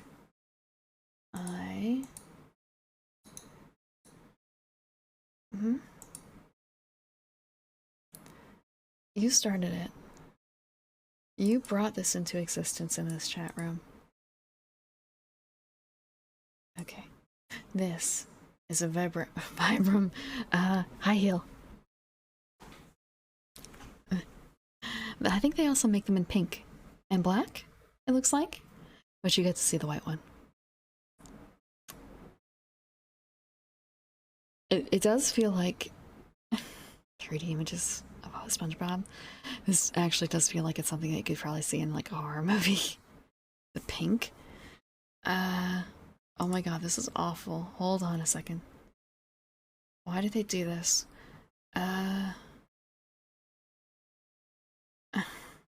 Honestly, the pink. Okay, it's just I only want to see with the. So we were talking a bit about getting a pedicure, and like the material in this image is also like material that you would get in a pedicure. I am so sorry for the people, for you, Barack. I am not reading. I am not. I am going to be reading again, but for now we are looking at curse things really quickly. Okay. So talking about like high heels and stuff. This is the pink, and it's got a purple. This is like a foam thing that you use to keep your toes separated while you are getting your pedicure work done, or when you're letting it dry. Because it's entirely possible, like if you don't do this, the paint will kind of like if your toes touch each other too much, the paint might rub off. But yeah, the pink. That looks awful. I'm sorry. I'm sorry. It will go back to reading soon. We'll go back to reading soon.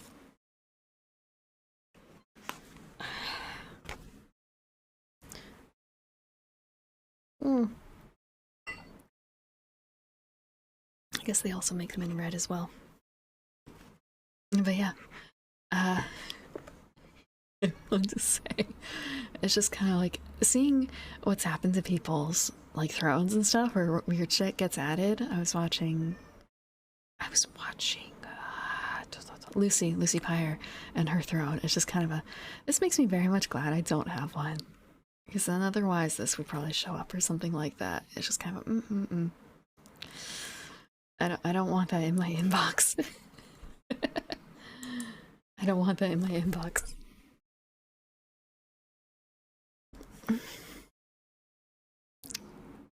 But yeah, not interested in that. There's a lot of wacky shoes out there. I so I'm just looking at the other things on this sheet, and it's just kind of a ah. No, I do not want Vibram heels on my shoe on my throne. I remember when I was much younger, I had a pair of boots that I very much loved, and I wanted to get another pair, but I couldn't because they were no longer being made. As is the way of shoes and other clothes. You find something you love, but it's never going to be made exactly that way again. So I thought, how hard can it be to find a shoe very much similar to this? The problem was, it was a knee-high boot with laces up the front, but a zipper up the inside, so you don't have to unlace it every time. I think that it had like maybe. Actually, I don't think it had any straps on it really. And the most important aspect, it had a little bit of a heel, but not a huge one. It was a very nice boot, very nice shoe, but I could not find anything that met those requirements, honestly. Oh, and also matte, a matte look, not shiny, not shiny. So a bit more like punky than sexy, I guess. I don't know how to describe it. But oftentimes there would be like sleek things that would meet that, but didn't want like super shiny, squeaky noises. Or it would meet everything, but it would have straps all over it. Or it would have like a 3-inch heel. And maybe even like a pinpoint heel as opposed to something that is like a chunky heel. Hello, Turk. I'm talking about shoes in my plight of trying to find shoes. But then again, like maybe there's more shoes to choose from nowadays. One night stand and Vibram heels. Look. Oh, actually, you weren't here. I was playing Vampire the Masquerade, and there was a section where it was kind of a, are we about to get date raped? And then afterwards, just kind of a, what kind of outfit would a corporate suck-up wear? And thinking about that, and also just kind of a, would an out-of-touch vampire think this is cool? Would an out-of-touch vampire think that these Vibram heels are cool? Okay, I'm gonna also put the Vibram heels up while I'm talking about it, because otherwise it's kind of a, that's not it, that's not it. This is it. This is it. Because we have that one vampire who was asking about like, is that vampire angel shoe or show still like is it in vogue?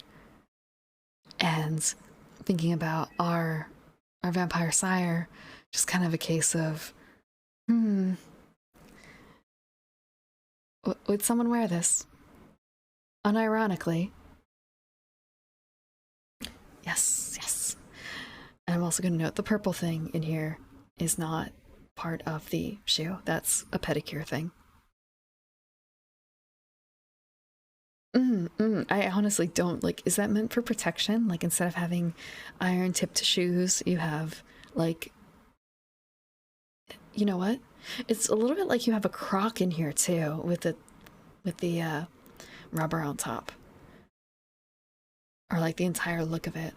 Then again, I haven't seen Vibrams in a long time. So like, what does a normal Vibram look like? Oh, wow. Okay. Clown shoes look better. I have to wonder how clown shoes actually work. Uh, Natural foot shapes. Yes, the heel. The high heel. The, well, I want to say this isn't like a pinprick high heel. It's not a stiletto, but it feels like it's aiming close to the stiletto with the, like, sheer, I guess, mm, like, thickness of it versus, like, the width of it. It's natural foot shape if you're a I forgot what the word is. I'm looking for it. I'm looking for it in my mind. What's the word? The bunny girls from 14. What's the word for them?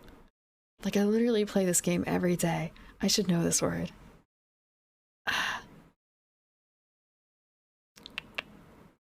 I've forgotten. I don't play a bunny girl, by the way. I can name all, like, the alternate names for things. Vieira. It's like a Vieira natural foot. It's your Vieira high heels for running, specifically. But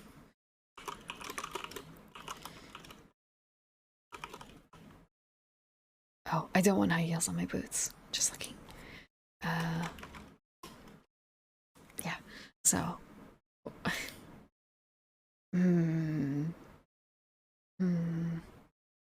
Yeah, it still looks like it's not exactly a quick thing to get a pair of boots that look like my last favorite pair of boots. But, well, I want to say old favorite pair. Old favorite pair. But maybe one day I will see them once more. One day. Let's see. Doc Martin Crocs. I vaguely know what a Doc Martin is, and I know what a Croc is. What is this unholy thing? Okay, it doesn't exist. Wait, it does exist? Okay, but they are, okay, like more of a crocodile leather look. That's what I'm seeing anyway. Like when you say Doc Martin Croc. Oh, wait, no, I see it, what you're talking about. No. No, no, no, no, no. I suppose technically that fits all the requirements I had for my, well, not all of them. It fits a number of the requirements I had for my boots. It is lace up, not a high heel. It doesn't have the high heel I wanted though. And it's not knee high, which is not what I wanted. I wanted knee high. And then it has the gaps for breathing or whatever that you do with the croc. And someone's actually made one of them. Let's see. This is going to be an awful image. What model do I have? For shoes? Is that what you're saying? Or are you saying for the Crocs? Let me grab it up. Let me grab it up. The image for the Crocs I'm looking at.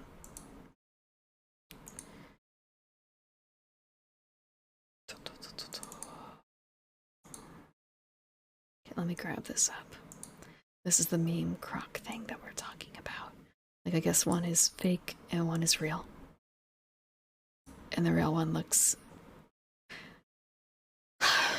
They tried. They tried with that one.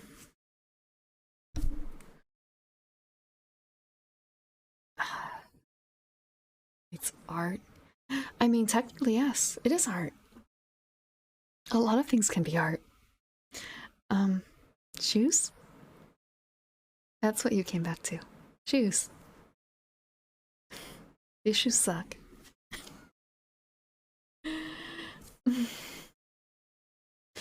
Yes, more shoes. I wish I could even find a picture somewhere of my old favorite shoes, my old favorite boots. I don't even think they exist on the internet, honestly. Although I think I may have a friend or two. I want to say, a few of us bought the same ones. And so one of them might still have a pair that I could take a photo of. But it's been so long, I kind of doubt it. Danners? What are Danners? I actually have a pair of leather boots. They are Sons of Sandler, I believe. And they're lace up the front. No, well, I say lace up the front. They're lace up the side. They're really neat looking. Danners. That's a very work boot. That's not. That's not really for me. It's not my style. Let me see if I can find a picture of the kind of boots I have. And let me see.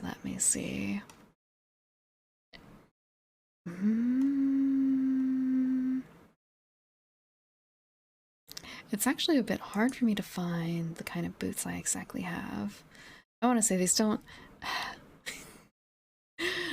They look, I think, very good in person. In the photo, maybe they don't quite look like the base of the shoe is not sexy, but I think all together with everything else, they look pretty good. Lifestyle and fashion boots, yeah, but I already have these other boots, so it's kind of a what other boots do I need? Let me get a photo. These aren't exactly my boots, but this is a photo of the type of boot it is. So they look like this, kind of. They have the different color buttons, but that's easily adjusted. So a bit like that. And they're leather, so you have to do the brushing for cleaning and what is it, the mink oil or something in there. Would you really describe them as cute though? They're not cute. But they're very good for certain things, and they are very good for certain outfits. And I'm not wearing this. Gonna a bit more. But I very much love them. And they are they're long lasting, shall we say. And they're also a little bit of a pain to lace because there's no zip on the inside. These are, you have to like unlace them properly, like down to, I normally do the second to last button. Like the, I want to say the sole frame like isn't particularly sexy, but and like I guess the toe boot area isn't either, but like everything else looks pretty good. And they're also very, I guess it's weird to say like they're forgiving, but when it comes to the side tie, they have a lot of flexibility. And also I want to say they're how to put this, like for the front lacing boots, I think it's a little bit more awkward to hide the laces if you're not going for that sort of look, the laces on the front, versus this where it's just the one string that is hidden at the very last button, and then you tuck it into the shoe itself. So it's another part of like the whole sleek profile for it. So these are my favorite boots.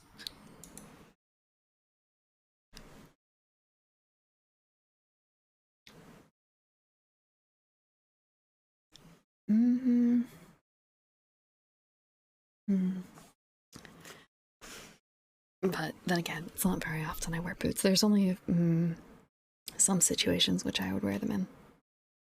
Gothic or Victorian. If I told you,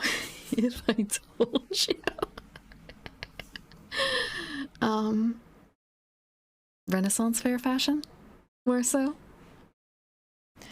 You have your corset, you have your underskirt, you have your bodice top, and then you have boots because you're not wearing clogs. For the love of God, you're not wearing clogs. I actually had a friend who asked at the booth when I was buying these boots about how accurate they were, and the poor man just looking at her like, no one's gonna be wearing a fucking wooden clog around here, lady. If we wanted accuracy, that'd be what we're doing. But no, no, this is, mm, I mean, I want to say, I actually haven't gone to the fair in a few years. And I want to say I, I like turkey legs, but I can't eat a whole one. So it feels kind of wasteful to get them. And also, I do very much like the sausage on a stick type thing, but you also get made fun of for eating those. So, uh, less so on that, honestly. Less so on that. Scotch. They sell Scotch eggs at yours? What? I want to say it's been a very long time since I've had Scotch eggs. I feel like I should try and make some myself, but at the same time, they're so messy. And I honestly don't know if they sell pretzels either, but I would very much like to see those. Oh, pickles though. Pickles are great at the fair. I love having pickles at the fair. And of course, drinking. Drinking at the fair is fun. But I used to go more often. But not so much anymore. Ooh.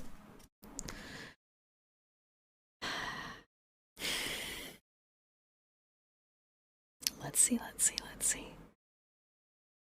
Actually, thinking about the last time I had a Scotch egg. There's one place that makes them I know of, but I haven't gone there in quite a while.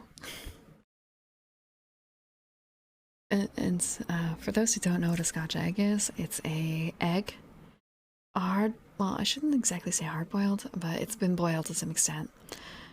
But it's also covered in like a sausage and breading, so like and deep fried. It's delicious. It's absolutely horrible for you, I'm sure, but it is delicious. And they're very filling because it's an entire hard boiled egg surrounded by sausage meat. You're just gonna make some? Like,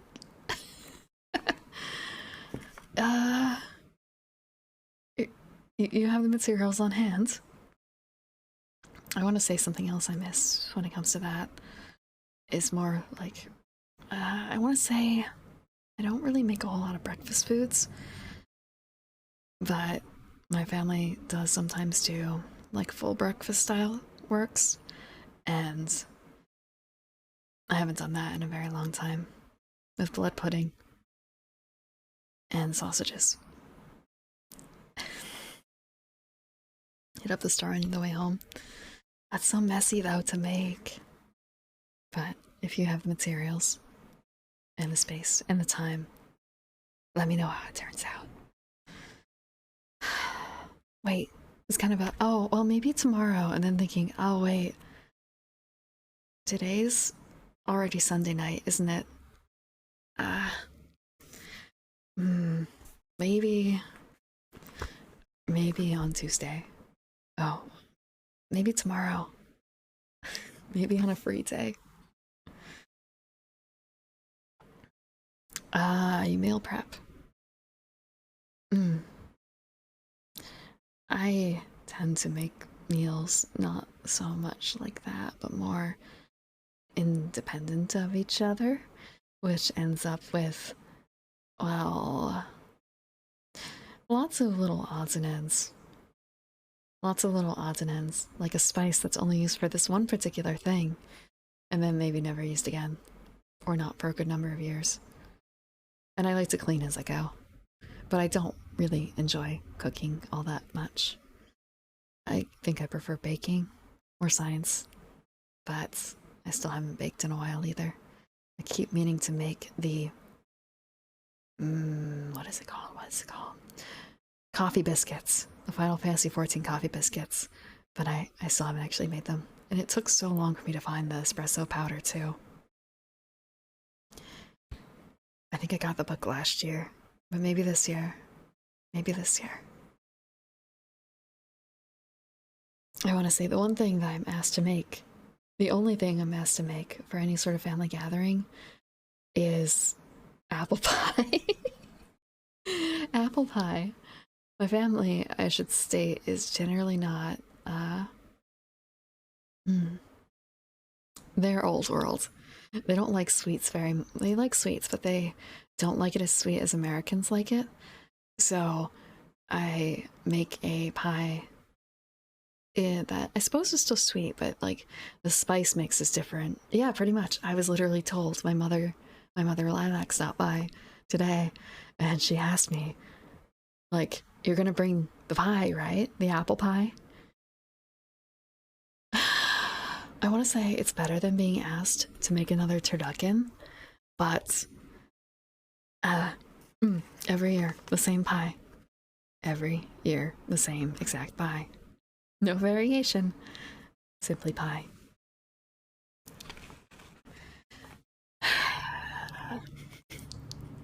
No, I may have wheedled out of it this year. I am receiving another pie, so I can substitute. It's not going to be the same, but with the amount of people who will show up, one pie should be enough. And not having too many sweets at the end of it.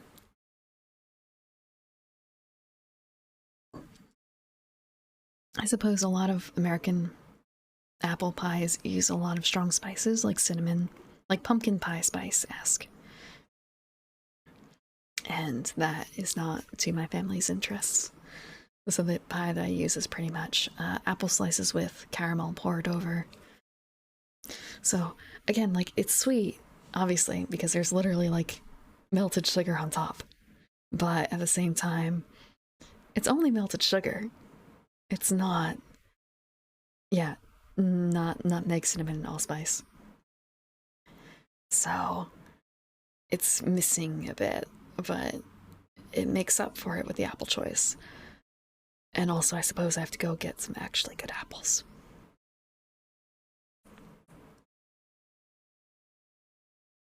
I think the apple choice also makes it using tart apples, I should say, like not tartar necessarily. It's like Granny Smith is an excellent choice for it, but I usually try and mix it up with some other things too. I think I've used Jonathan crisps and like wine sap, I believe, in the past, but maybe I'll just go back to Granny Smith's, depending on what's available. Oh, I was going to feed the cats. I'm going to actually be right back so I can feed them. I've been hearing them crying and just not realizing the time, so I will be back. And after that, we will continue with the lesbian love vampire story that is Carmilla. I promise. We will finish it tonight. We will finish it tonight.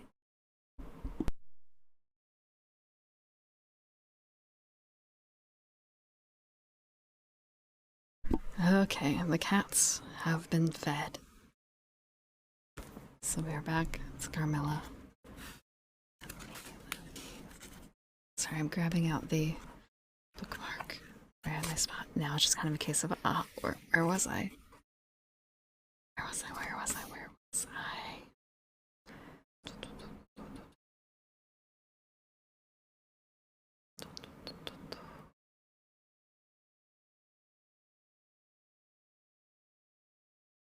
Okay, I think I found it. I think I found it.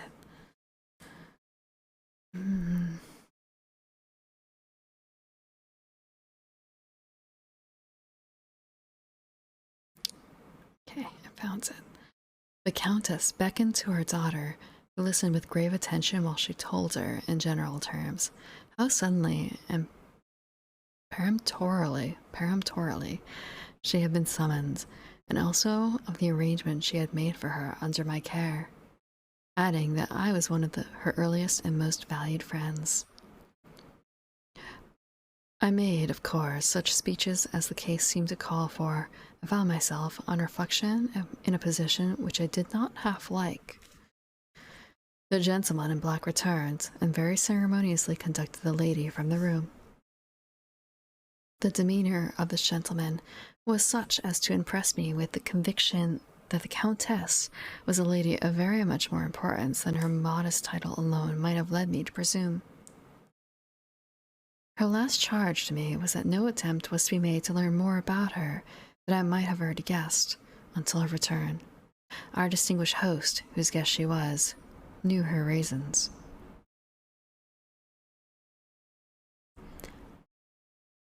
But here, she said, neither I nor my daughter could safely remain for more than a day. I removed my mask imprudently for a moment about an hour ago, and, too late, I fancied you saw me. So I resolved to seek an opportunity of talking a little to you. And I found that you had seen me. I should have thrown myself on your high sense of honor to keep my secret for some weeks. As it is, I am satisfied that you did not see me. But if you now suspect, or, on reflection, should suspect who I am, I commit myself, in like manner, entirely to your honor. My daughter will observe the same secrecy, and I know well that you will, from time to time, remind her, lest she so thoughtlessly disclose it. She has her reasons. She has her reasons. Her reasons.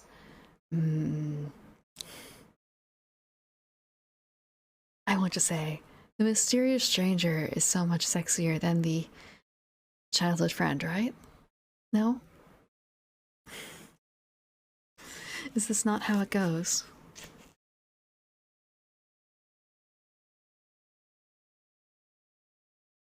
She whispered a few words to her daughter, kissed her hurriedly twice, and went away, accompanied by the pale gentleman in black, and disappeared into the crowd. In the next room, said Millarca, there is a window that looks upon the hall door. I should like to see the last of Mamma, and to kiss my hand to her. We assented, of course, and accompanied her to the window. We looked out and saw a handsome old-fashioned carriage, with a troop of couriers and footmen.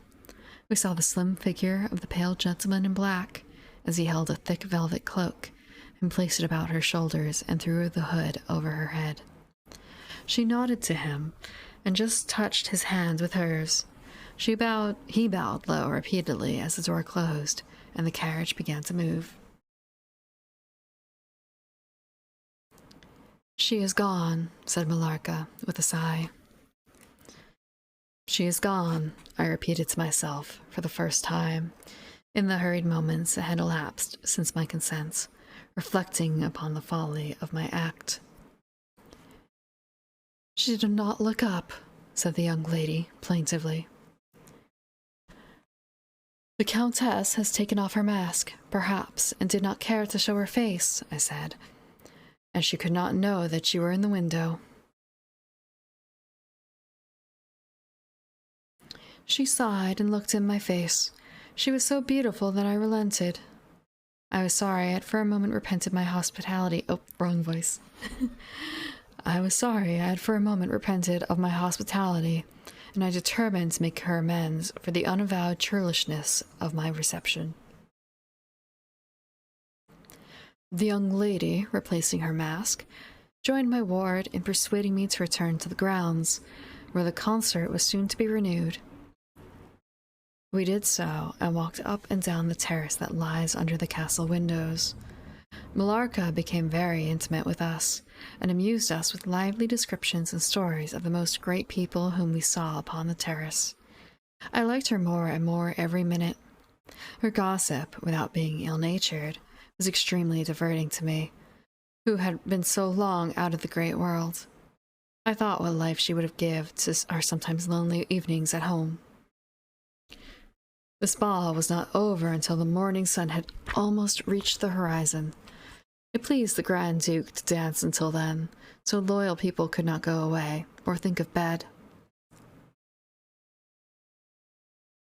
We had just got through a crowded saloon when my ward asked me what had become of Millarca.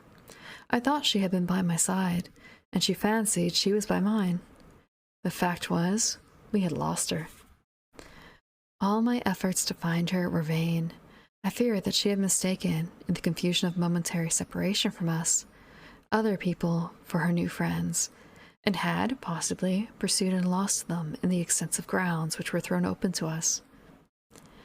Now, in its full force, I recognized a new folly in my having undertaken the charge of a young lady without so much as knowing her full name, and fettered, as I was, by promises, of the reasons for imposing which I knew nothing.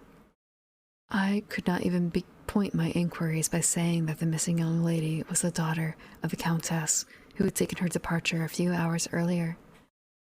Thank you, Octorate, for the subscription. Welcome to the garden.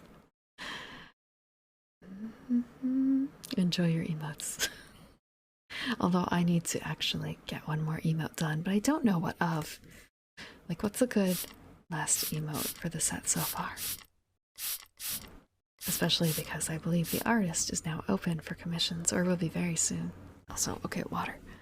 I have my dregs of tea. The death of the teacup.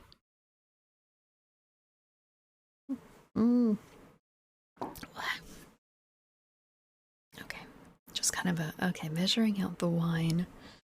I still have over a quarter of the bottle left. I'm not going to go beyond that. That would not be a fun time. Let's see. Morning broke. It was clear daylight before I gave up my search. It was not till near 2 o'clock the next day that we heard anything of my missing charge. I have one, I think. Let me check. Yep. It's this one. Although, I could have it dipped lower, but it's kind of a case of like, how much do you dip? How much do you dip? Let's see.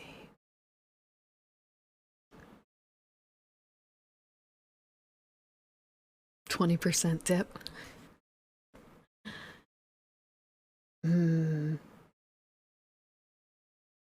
I guess it's a case of like, do you only want to see the eyes? That's fair. A pounce.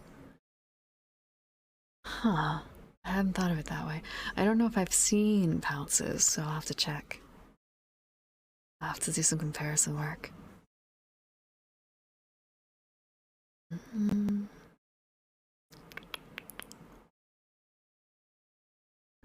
At about that time, a servant knocked at my niece's door to say that he had been earnestly requested by a young lady, who appeared to be in great distress, to make out where she could find the General Baron Spielsdorf and the young lady, his daughter, in whose charge she had been left by her mother. There could be no doubt, notwithstanding the slight inaccuracy, that our young friend had turned up. And so she had. Would to heaven we had lost her. She told my poor child a story to account for her having failed to recover us for so long. Very late, she said, she had got into the housekeeper's bedroom in despair of finding us, and had then fallen into a deep sleep which, long as it was, hardly sufficed to recruit her strength after the fatigues of the ball. That day, Millarca came home with us. I was only too happy, after all, to have secured so charming a companion for my dear girl. 13. The Woodsman. There soon, however, appeared to be some drawbacks. In the first place, Millarca complained of extreme languor, the weakness that remained after her late illness, and she never emerged from her room till the afternoon was pretty far advanced. In the next place, it was accidentally discovered, although she always locked her door on the inside and never disturbed the key from its place, till she admitted the maid to assist at her toilet, that she was undoubtedly sometimes absent from her room in the very early morning, and at various times later in the day, before she wished to be understood that she was stirring. She was repeatedly seen from the windows of the Schloss, in the first faint grey of the morning, walking through the trees, in an easterly direction, and looking like a person in a trance. This convinced me that she walked in her sleep. But this hypothesis did not solve the puzzle. How did she pass out from her room, leaving the door locked on the inside? How did she escape from the house without unbarring door or window? In the midst of my perplexities, an anxiety of a far more urgent kind presented myself. My dear child began to lose her looks and health, and that in a manner so mysterious and even horrible that I became thoroughly frightened. She was at first visited by appalling dreams, then, as she fancied, by a spectre, or something resembling Millarca, sometimes in the shape of a beast, indistinctly seen, walking round the foot of the bed from side to side. Lastly came sensations. One not unpleasant, but very peculiar, she said, resembled the flow of an icy stream against her breast. Ah, yes, the boob biting. That wasn't in the book. Just Larka, Carmilla, Mercala. At a later time, she felt something like a large pair of needles pierce her, a little below the throat with a very sharp pain. A few nights after, followed a gradual and convulsive sense of strangulation. Then came unconsciousness. Yeah, all I can think of is like, if you're someone's father and you're hearing like your daughter talking about like, yeah, sometimes in my sleep it feels like someone's biting my breast. It's not really something you want to hear, is it? Yeah. I could hear distinctly every word the kind old general was saying, because by this time we were driving upon the short grass that spreads on either side of the road as you approach the roofless village, which had not shown the smoke of a chimney for more than half a century. You may guess how strangely I felt as I heard my own symptoms so exactly described in those which had been experienced by the poor girl who, but for the catastrophe which followed, would have been at that moment a visitor at my father's chateau. You may suppose, also, how I felt as I heard him detail habits and mysterious peculiarities which were, in fact, those of our beautiful guest, Carmilla. A vista opened in the forest. We were on a sudden under the chimney and gables of the ruined village, and the towers and battlements of the dismantled castle, round which gigantic trees were grouped, overhung us from a slight eminence. In a frightened dream, I got down from the carriage, and in silence, for we had each abundant matters for thinking, we soon mounted the ascents, and were among the spacious chambers, winding stairs, and dark corridors of the castle.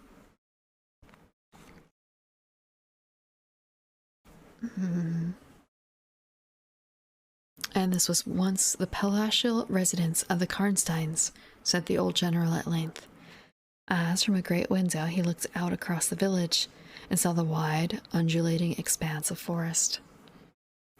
It was a bad family, and here its blood-stained annals were written, he continued. It is hard that they should, after death, continue to plague the human race with their atrocious lusts. That is the chapel of the Karnsteins, down there. He pointed down to the grey walls of the Gothic building, partly visible through the foliage, a little way down the steep. And here I hear the axe of a woodsman, he added, busy among the trees that surround it. He possibly may give us the information of which I am in search, and point out the grave of Mercala, Countess of Karnstein. These rustics preserve the local traditions of great families, whose stories die out among the rich and titled so soon as the family themselves become extinct.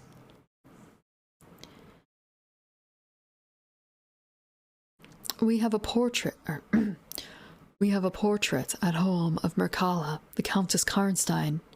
Should you like to see it? Asked my father. Time enough, dear friend, replied the general. I believe I have seen the original, and one motive which has led me to you earlier than I first intended was to explore the chapel which we are now approaching. What? See the Countess Mercala, exclaimed my father. Why, she has been dead more than a century. Not so dead as you fancy, I am told, answered the general.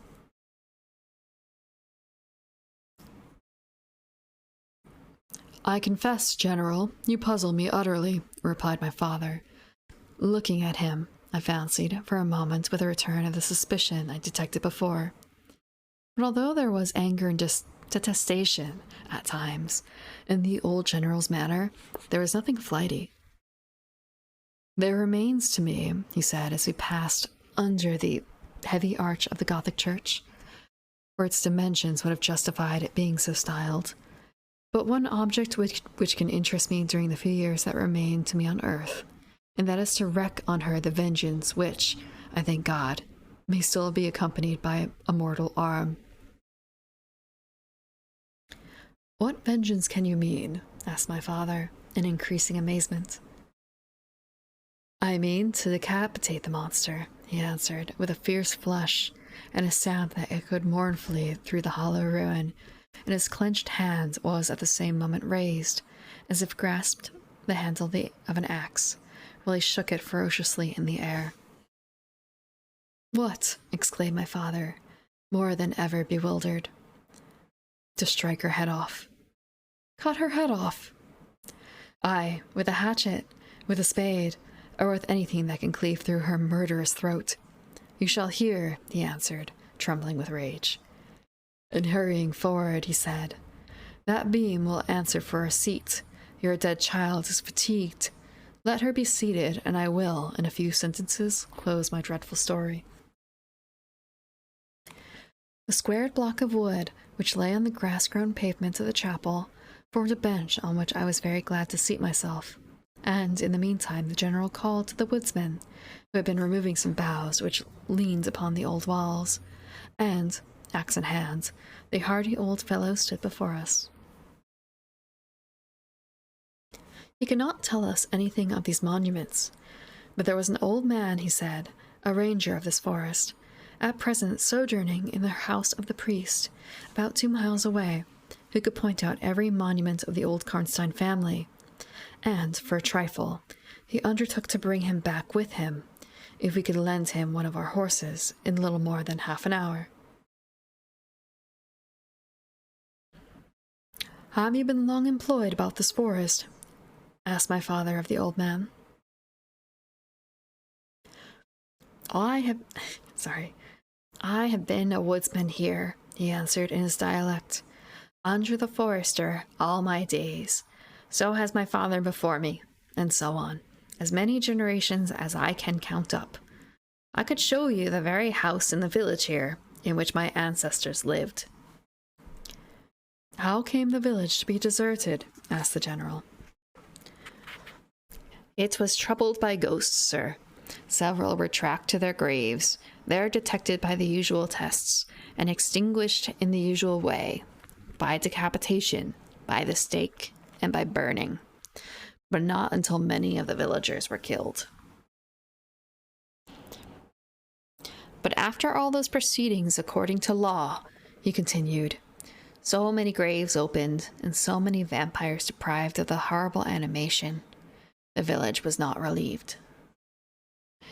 But a Moravian nobleman, who happened to be traveling this way, heard how matters were, and being skilled, as many people are in his country, in such affairs, he offered to deliver the village from its tormentor.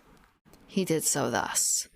There being a bright moon that night, he ascended, shortly after sunset, the tower of the chapel here, from whence he could distinctly see the churchyard beneath him.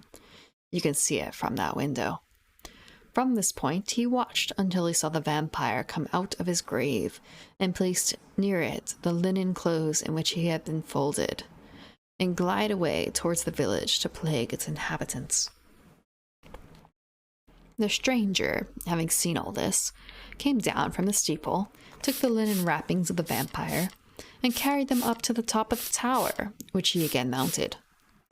When the vampire returned from his prowling and missed his clothes, he cried furiously to the Moravian, whom he saw at the summit of the tower, and who, in reply, beckoned him to ascend and take them. Oh, another. My voice is only like this because I'm doing the old man voice. Okay. That wasn't the water, this is the water.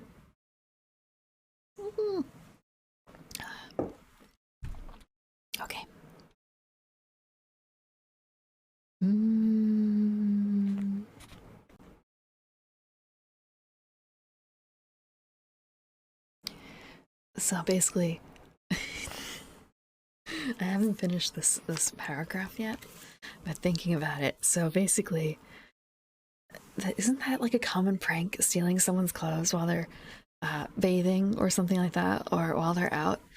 It's just kind of a like, go up there, bro. They're up in the tree. Go climb, or like do something for me, and you'll get them back.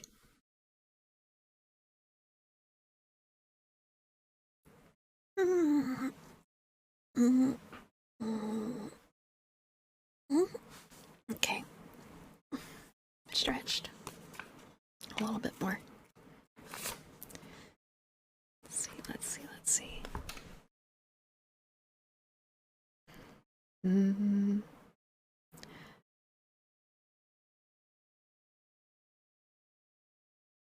Whereupon the vampire, accepting his invitation, began to climb the steeple, and so soon as he had reached the battlements, the Moravian, with a stroke of his sword, split his skull in two, hurling him down the churchyard, whither, descending by the winding stairs, the stranger followed and cut his head off, and the next day delivered it and the body to the villagers, who duly impaled and burnt them. This Moravian nobleman had authority from the then head of the family to remove the tomb of Mircalla, Countess Karnstein, which he did effectually, so that in a little while its site was quite forgotten. Can you point out where it stood? Asked the general eagerly. The forester shook his head and smiled. Not a living soul could tell you that now, he said. Besides, they say her body was removed, but no one is sure of that either. Having thus spoken, as time pressed, he dropped his axe and departed, leaving us to hear the remainder of the general's strange story. 14. The meeting.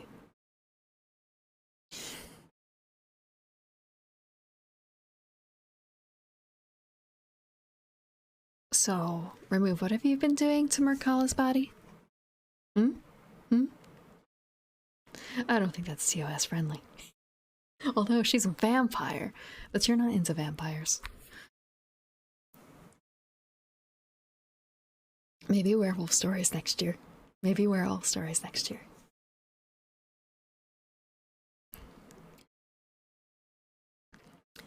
14. The meeting. My beloved child, he resumed, was now growing rapidly worse.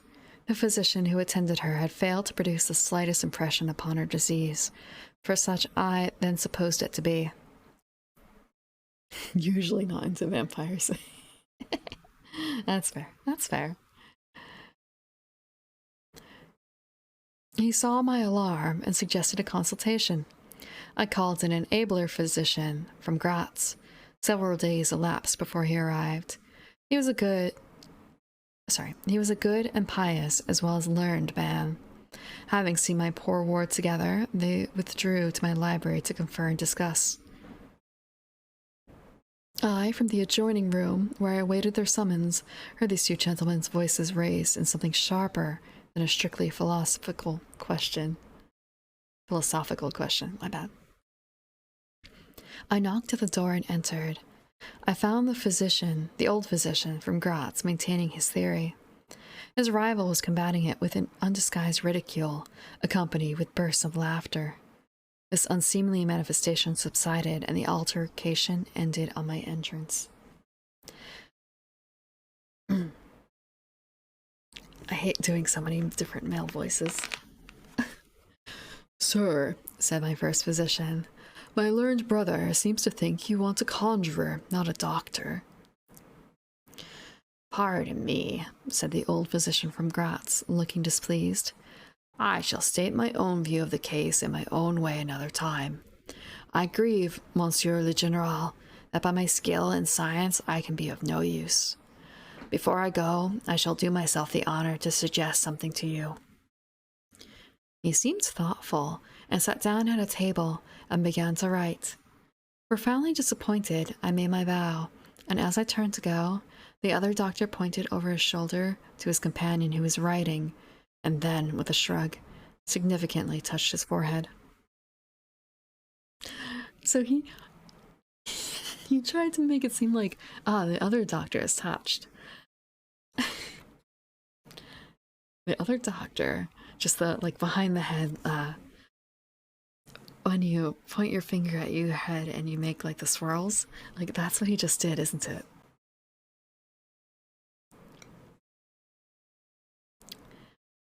This consultation, then, left me precisely where I was.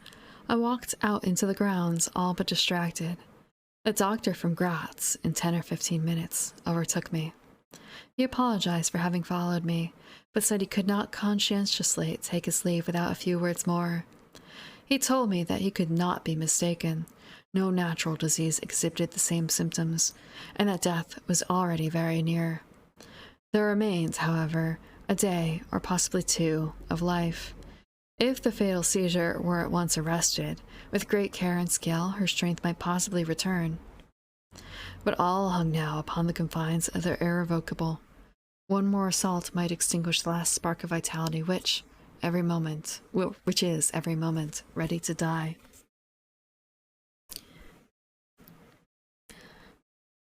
And what is the nature of the seizure you speak of? I entreated.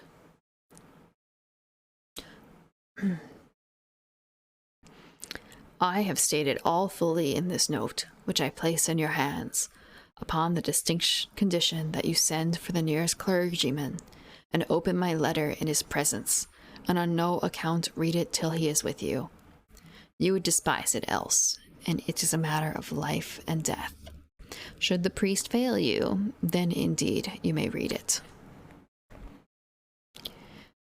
He asked me, before taking his leave finally, whether I would wish to see a man curiously learned upon the very subject, which, after I had read his letter, would probably interest me above all others, and he urged me earnestly to invite him to visit there, and so took his leave.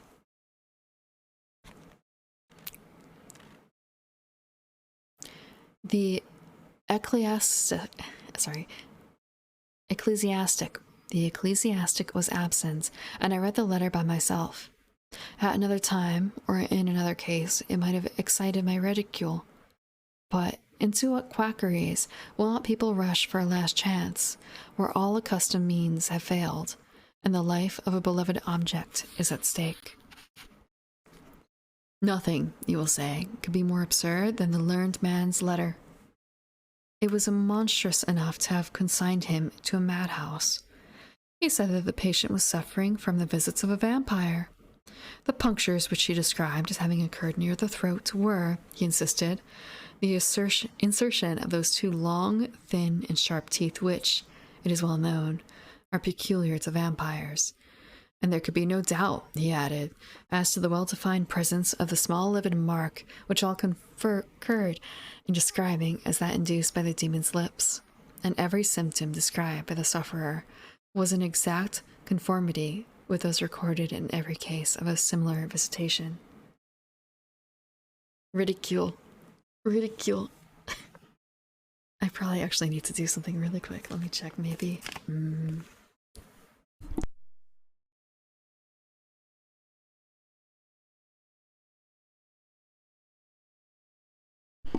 I want to say, like, there's something that I've been putting off for a long time that I think I need to do. And it's probably will make these readings a little bit clearer in the future. If you've ever done a nasal rinse, I highly suggest them. But at the same time, they're, it's weird to say that they're an acquired taste, but they are worthwhile. They are worthwhile. Let's see.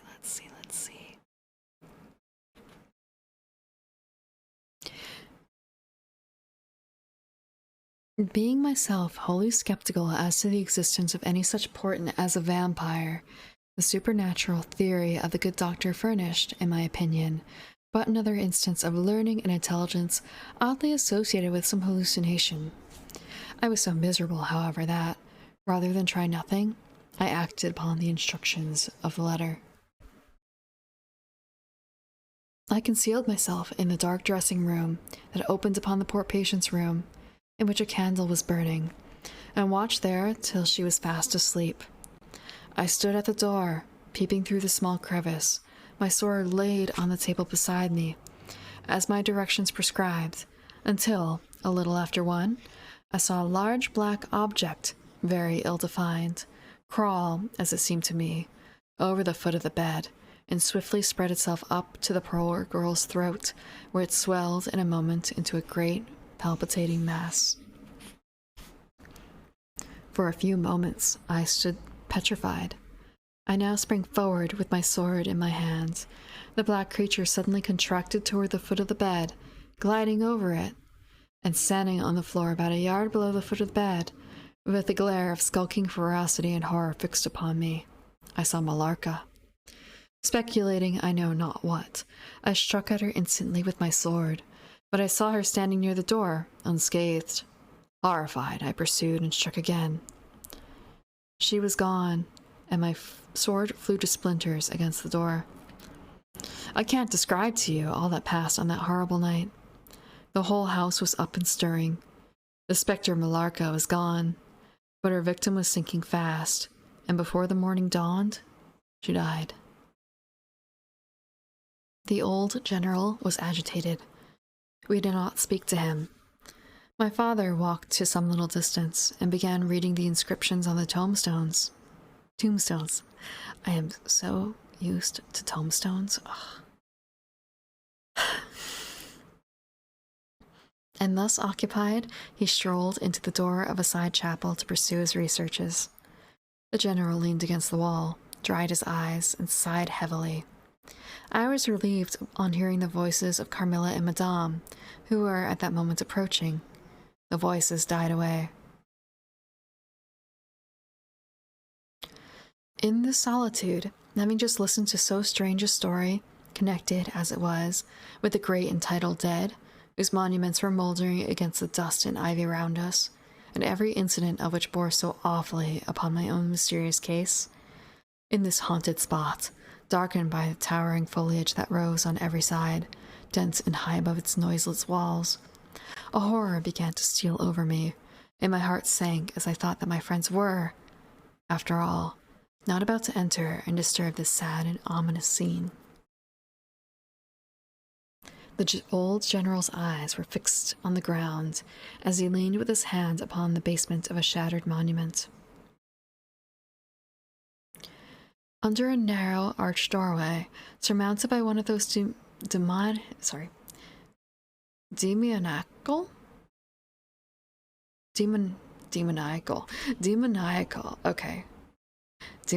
grotesques in which the cynical and ghastly fancy of old Gothic carving delights, I saw very gladly the beautiful face and figure of Carmilla enter the shadowy chapel. I was just about to rise and speak, and nodded, smiling, in answer to her peculiarity, engaging smile, when, with a cry, the old man by my side caught up to the woodsman's hatchet and started forward. On seeing him, a brutalized change came over her features. It was an instantaneous and horrible transformation, as she made a crouching step backwards. Before I could utter a scream, he struck at her with all his force, but she dived under his blow, and unscathed, caught him in her tiny grasp by the wrist. He struggled for a moment to release his arm, but his hand opened, the axe fell to the ground, and the girl was gone. He staggered against the wall. His gray hair stood upon his head, and a moisture shone over his face, as if he were at the point of death. The frightful scene had passed in a moment. The first thing I recollect after is Madame standing before me, and impatiently repeating again and again the question, "Where is Mademoiselle Carmilla?" I answered at length, "I don't know. I can't tell. She went there," and I pointed to the door through which Madame had just entered. "Only a minute or two since." "But I have been standing there in the passage ever since Mademoiselle Carmilla entered, and she did not return."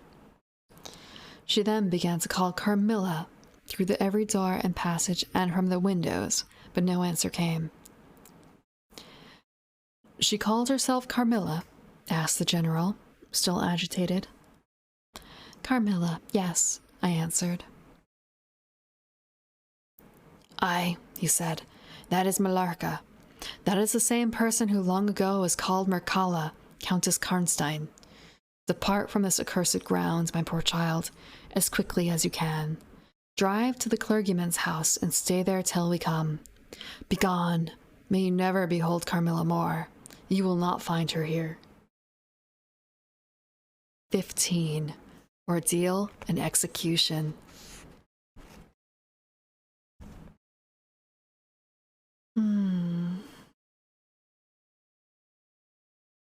Sorry. Quick, breathe. You can't hear it. Oh, if I do that, but that's probably a bit loud. As he spoke, one of the strangest looking men I ever beheld entered the chapel at the door through which Carmilla had made her entrance and her exit. He was tall, narrow-chested, stooping, with high shoulders, and dressed in black. His face was brown and dried with deep furrows. He wore an oddly shaped hat with a broad leaf. His hair, long and grizzled, hung on his shoulders. He wore a pair of gold spectacles and walked slowly with an odd, shambling gait, and his face sometimes turned up toward the sky and sometimes bowed down toward the ground, seemed to wear a perpetual smile. His long, thin arms were swinging, and his lank hands, in old black gloves ever so much too wide for them, waving and gesticulating in utter abstraction. "The very man!" exclaimed the general, advancing with manifest delight. "My dear Baron, how happy I am to see you. I had no hope of meeting you so soon." He signed to my father, who had by this time returned, and leading the fantastical old man, whom he called the Baron, to meet him. He introduced him formally, and they at once entered into earnest conversation. The stranger took a roll of paper from his pocket and spread it on the worn surface of a tomb that stood by. He had a pencil case in his fingers, with which he traced imaginary lines from point to point on the paper, which from there often glancing from it, together, at certain points of the building, I concluded to be a plan of the chapel. He accompanied what I might term his lecture with occasional readings from a dirty little book, whose yellow leaves were closely written over. They sauntered together down the side aisle, opposite to the spot where I was standing, conversing as they went. They then began measuring distances by paces, and finally they all stood together, facing a piece of the side wall, which they began to examine with great minuteness, pulling off the ivy that clung over it, and rapping the plaster with the ends of their sticks, scraping here, knocking there. At length they ascertained the existence of a broad marble tablet, with letters carved in relief upon it. With the assistance of the woodsman, who soon returned, a monument inscription and carved eschution. Eschution? I know I feel like I've done this before, but I can't rely on Google to help me because it'll just be very loud. Escutcheon?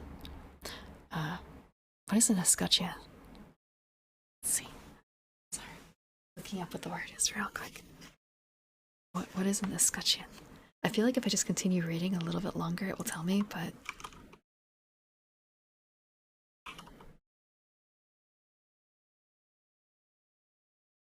A shield or emblem bearing a coat of arms, or a flat piece of metal for protection and often ornamentation around a keyhole, oh my god, keyhole, door handle, or light switch. I think it's going to be the former. I want to say I've been practicing singing Japanese songs. That's my excuse. That's my excuse.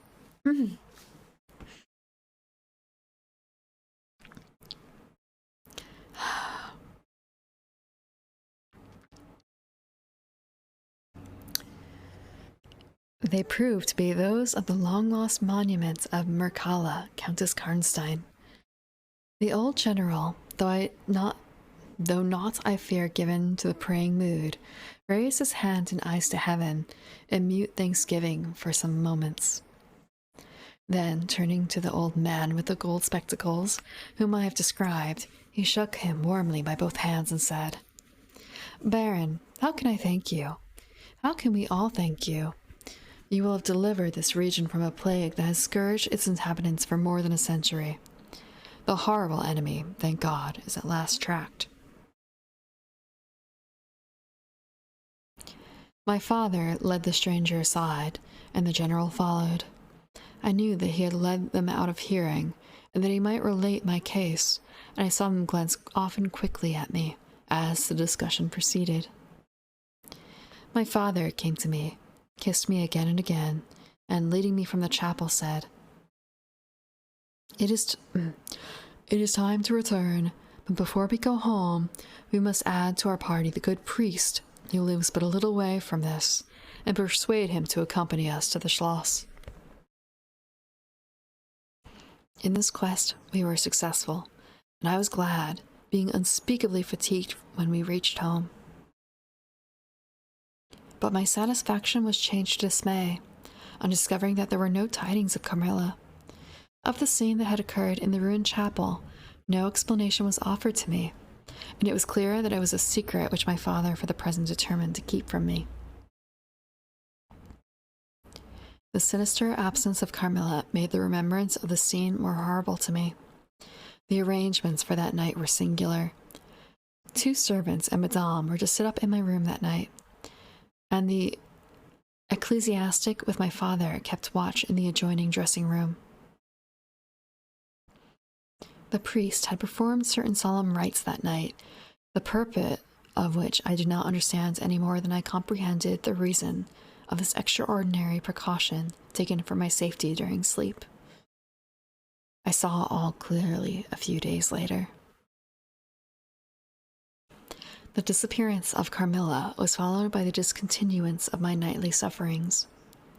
You have heard, no doubt, of the appalling superstition that prevails in Upper and Lower Styria, in Moravia, Silesia, in Turkish Serbia, in Poland, even in Russia. The superstition, so we must call it, of the vampire. If human testimony, taken with every care and solemnity, judicially before commissions innumerable, each consisting of many members, all chosen for integrity and intelligence, and constituting reports more voluminous, perhaps, than exist upon any other class of cases, is worth anything, it is difficult to deny, or even to doubt the existence of such a phenomenon as the vampire. For my part, I have heard no theory by which to explain what I have myself witnessed and experienced, other than that supplied by the ancient and well-attested belief of the country. The next day, the formal proceedings took place in the chapel of Karnstein. The grave of the Countess Mircalla was opened, and the general and my father recognized each his perfidious and beautiful guest in the face now disclosed to view. The features, though 150 years had passed since her funeral, were tinted with the warmth of life. Her eyes were open. No cadaverous smell exhaled from the coffin. The 2 medical men, one officially present, the other on the part of the promoter of the inquiry, attested the marvelous fact that there was a faint but appreciable respiration and a corresponding action of the heart. The limbs were perfectly flexible, the flesh elastic, and the leaden coffin floated with blood. Floated with blood? Okay, sorry, it's misspelled in here. It says coffin floated with bood. So just kind of no, it cannot be bood. What is bood? It is blood. The leaden coffin floated with blood, in which, to a depth of 7 inches, the body lay immersed. Here, then, were all the admitted signs and proofs of vampirism. The body, therefore, in accordance with the ancient practice, was raised, and a sharp stake driven through the heart of the vampire, who uttered a piercing shriek at the moment, in all respects, such as might escape from a living person in the last agony. Then the head was struck off, and a torrent of blood flowed from the severed neck. The body and head were next placed on a pile of wood and reduced to ashes, which were thrown upon the river and borne away. And that territory has never since been plagued by the visits of a vampire. My father has a copy of the report of the Imperial Commission with the signatures of all who were present at these proceedings attached in verification of the statement. It is from this official paper that I have summarized my account of this last shocking scene. 16. Conclusion. This is the last chapter, so to speak, of this novella. I want to say, actually, before that, this makes a lot more sense in some respects. I wondered what the whole thing was between in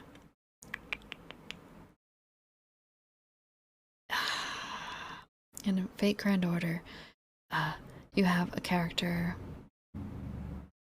Carmilla, who is also Bathory, and it's kind of a, well, why did they make Carmilla the adult form of Bathory, like, or aged up, so to speak, in a way? And it's kind of like vampire, yes, but the image of her basically being bathed in blood is very much a Bathory type of image, isn't it? And I'm wondering if Carmilla was inspired by the descriptions of Bathory. Not that I'm saying that Bathory actually bathes in blood, but isn't that the story? 16. Conclusion. I write all this, you suppose, with composure, but far from it. I cannot think of it without agitation. Nothing but your earnest desire, so repeatedly expressed, could have induced me to sit down to a task that has unstrung my nerves for months to come. It induced a shadow of the unspeakable horror which years after my deliverance continued to make my days and nights dreadful, and solitude insupportingly terrific.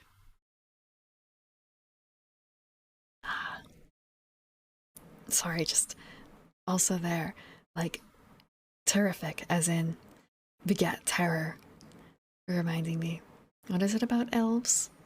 Elves are fantastic. They exude fantasy. Elves are terrific. They beget terror. Like that. Let me add a word or two about that quaint Baron Wardenberg, to whose curious lore we were indebted for the discovery of the Countess Mircalla's grave. He had taken up his abode in Graz, where, living upon a mere pittance, which was all that remained to him of the once princely estates of his family, in Upper Styria, he devoted himself to the minute and laborious investigation of the marvelously authenticated tradition of vampirism. He had, at his fingers' ends, all the great and little works upon the subject. Magia Posthuma, Phlegon de Mirabilis, Augustinus de Cura pro Mortiis, Philosophicae et Christianae, Cognitationes de Vampiris, by John Christopher Herrenberg, and 1,000 others, among which I remember only a few of those which he lent to my father. He had a voluminous digest of all the judicial cases, from which he had extracted a system of principles that appear to govern, some always, and others occasionally only, the condition of the vampire. I may mention, in passing, that the deadly pallor attributed to that sort of revenants is a mere melodramatic fiction they present in the grave, and when they themselves are shown in human society, the appearance of healthy life.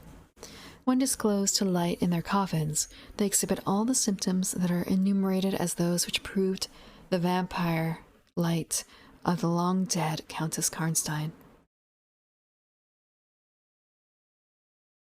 How will they escape from their graves and return to them for certain hours every day, without displacing the clay or leaving any trace of disturbance in the state of the coffin or the cerements, has always been admitted to be utterly inexplicable. The amphibious existence of the vampire is sustained by daily renewed slumber in the grave. Its horrible lust for living blood supplies the vigor of its waking existence. The vampire is prone to be fascinated with an engrossing vehemence, resembling the passion of love, by particular persons. In pursuit of these, it will exercise inexhaustible patience and stratagem, for access to a particular object may be obstructed in 100 ways. It will never desist until it has satiated its passion and drained the very life of its coveted victim. But it will, in these cases, husband and protract its murderous enjoyment with the refinement of an epicure, and heighten it by the gradual approaches of an artful courtship. In these cases, it seems to yearn for something like sympathy and consent.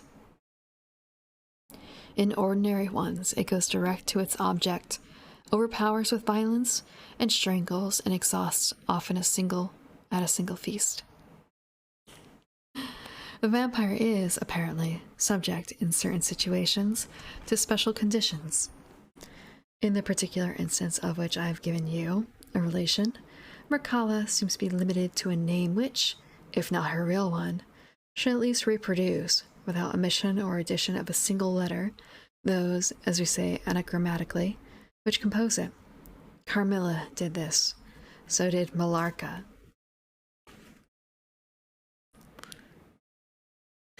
Ooh. Oh, it's Kokasa. Ooh.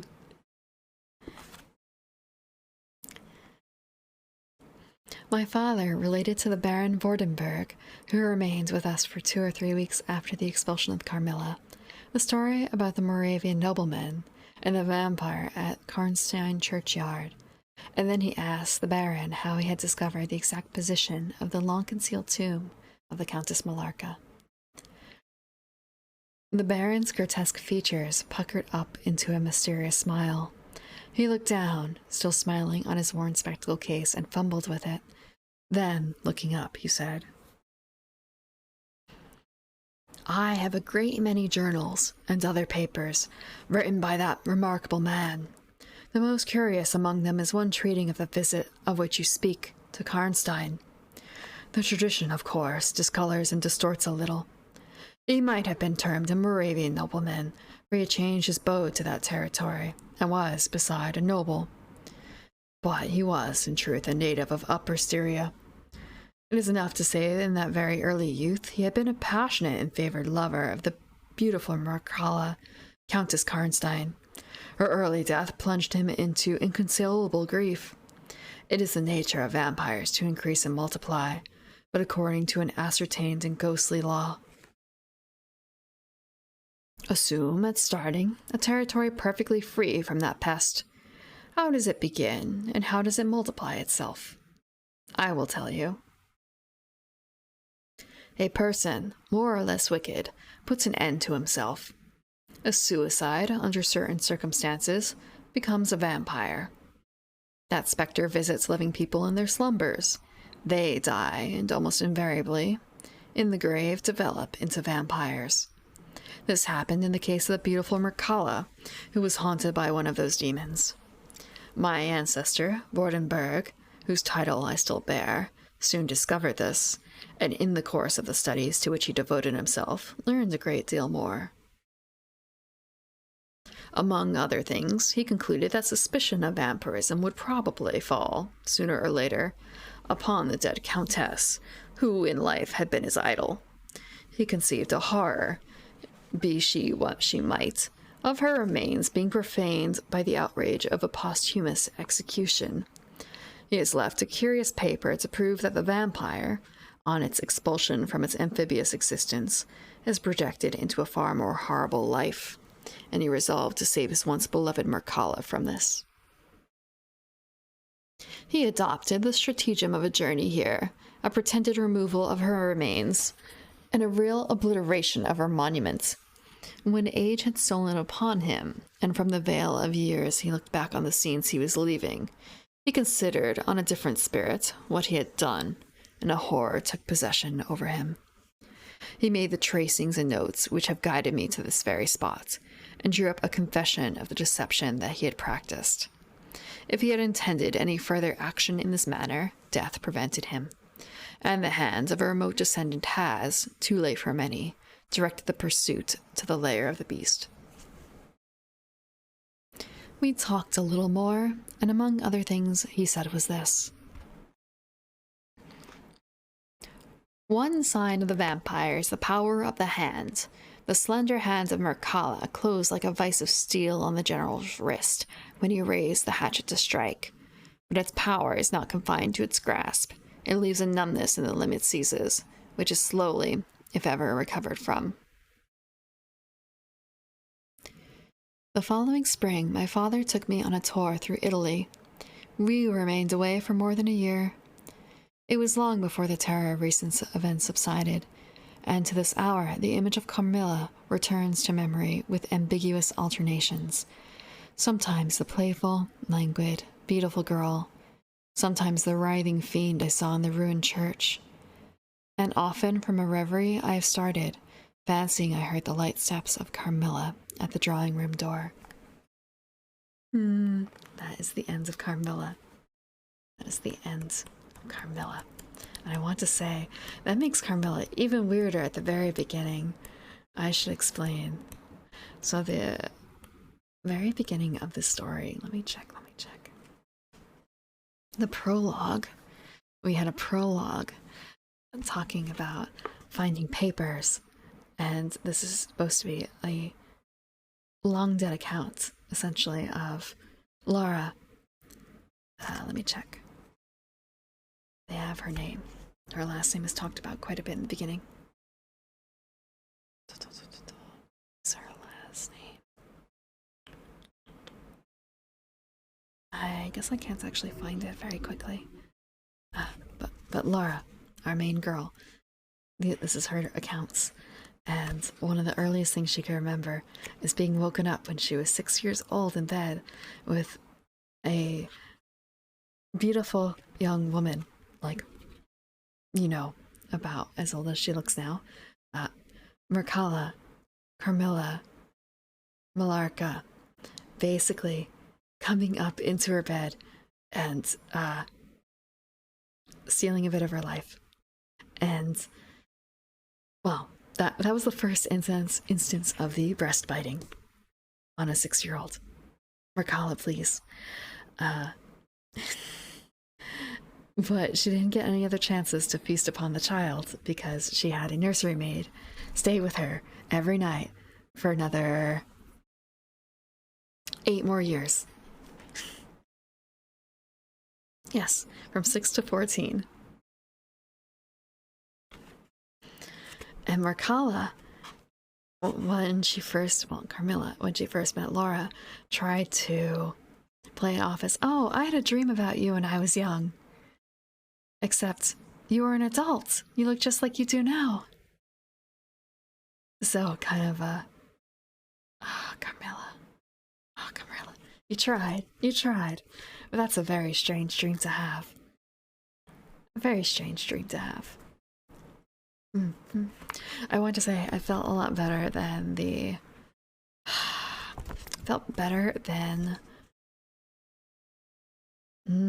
Tomb of Sarah and the Good Lady Duquesne. I want to say the Tomb of Sarah. No, I'm thinking of the Sad Story of a Vampire. Sad Story of a Vampire felt like the worst one. You would think, like, with the name Count Stenbach, you'd be good at writing vampire stories. Not so much. So yeah, Carmilla is the top one, I think. Because it feels like a lot of the details they mentioned in the beginning were actually of some importance. Like, sure, you're describing the scenery, and, like, in a lot of cases, they do that just to pad words. But here, it did matter. Especially with Carmilla, saying that, oh yes, my home, lies to the west of here. I am from the west, and, well, that's where the tomb was. That's where the Karnstein family property was. Just a bit to the west. And that was in one of the first pages. Finding out that that there was a ruined old family house to the west, surrounded by the churchyard and the ruined village.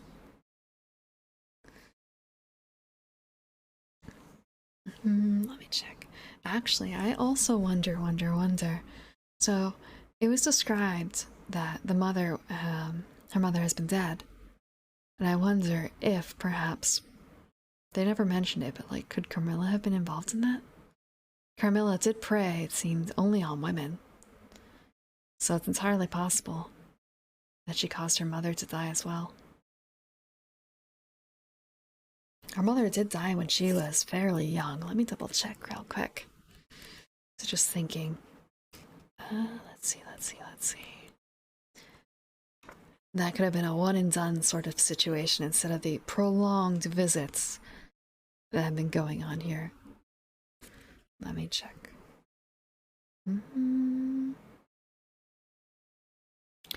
Yes, so her mother died in her infant. Well, Laura's mother died when Laura was an infant. So maybe. Okay. I was planning on reading a little bit more tonight, but I didn't expect to take so long to finish the last bit of Carmilla, honestly. But I do actually, I might as well ask now. I have a few things I was planning to read next. So I have here Hercule Poirot, the complete short stories. It's more than 50 stories, and some of them are quite short.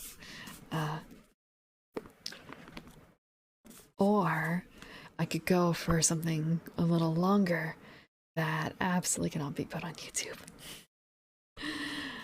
I have a hardcover of The Record of Lotus War that I could bring out. If we want to say a little bit more, what's the phrase? On brand, I suppose, as opposed to Hercule Poirot.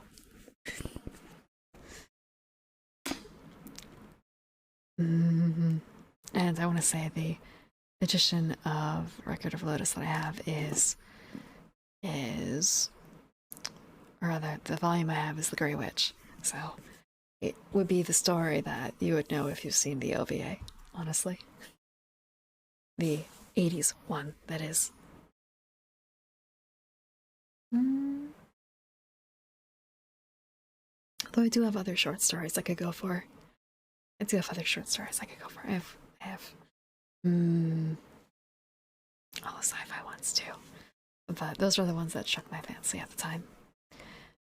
With this, actually, let's see. Who is up? I think I am going to end it here. But who is awake?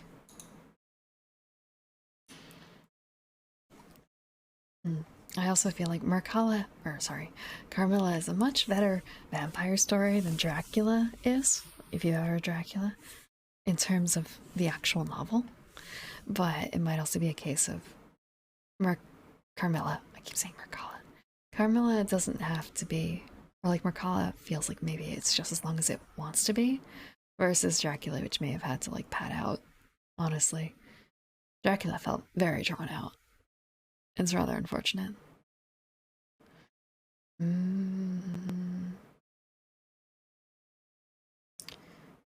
see. Who is doing smart? Let's find out.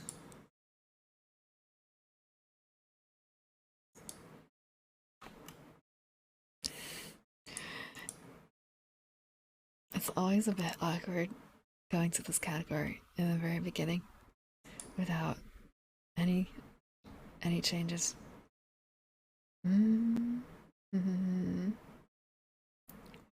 What is this?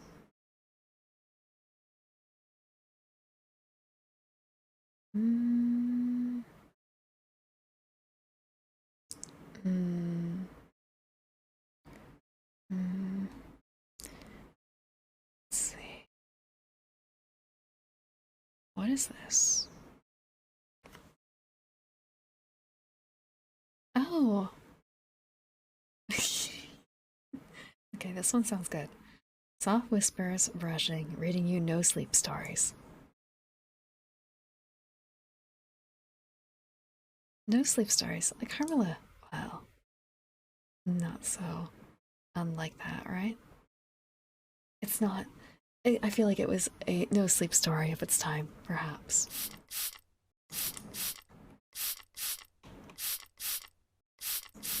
Okay, one more thing. Let's. Oh. Hmm. Real quick check. Real quick check. Something.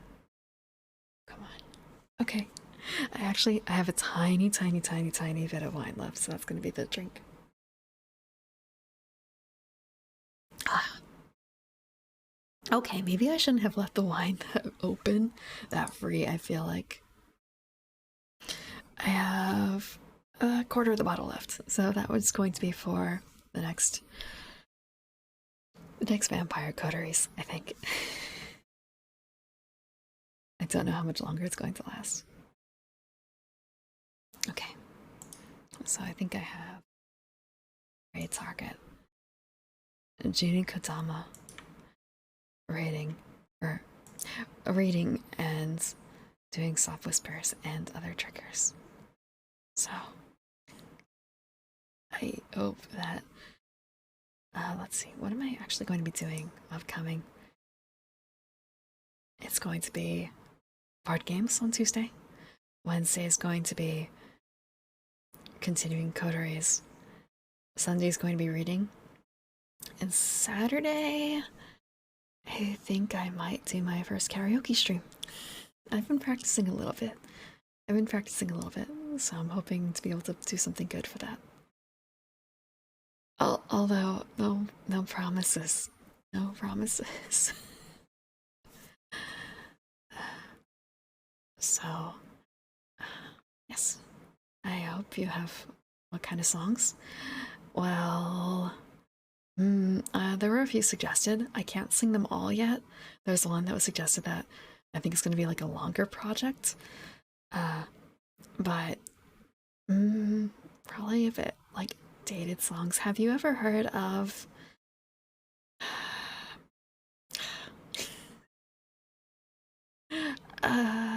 like Greta Gaines, Michelle Branch?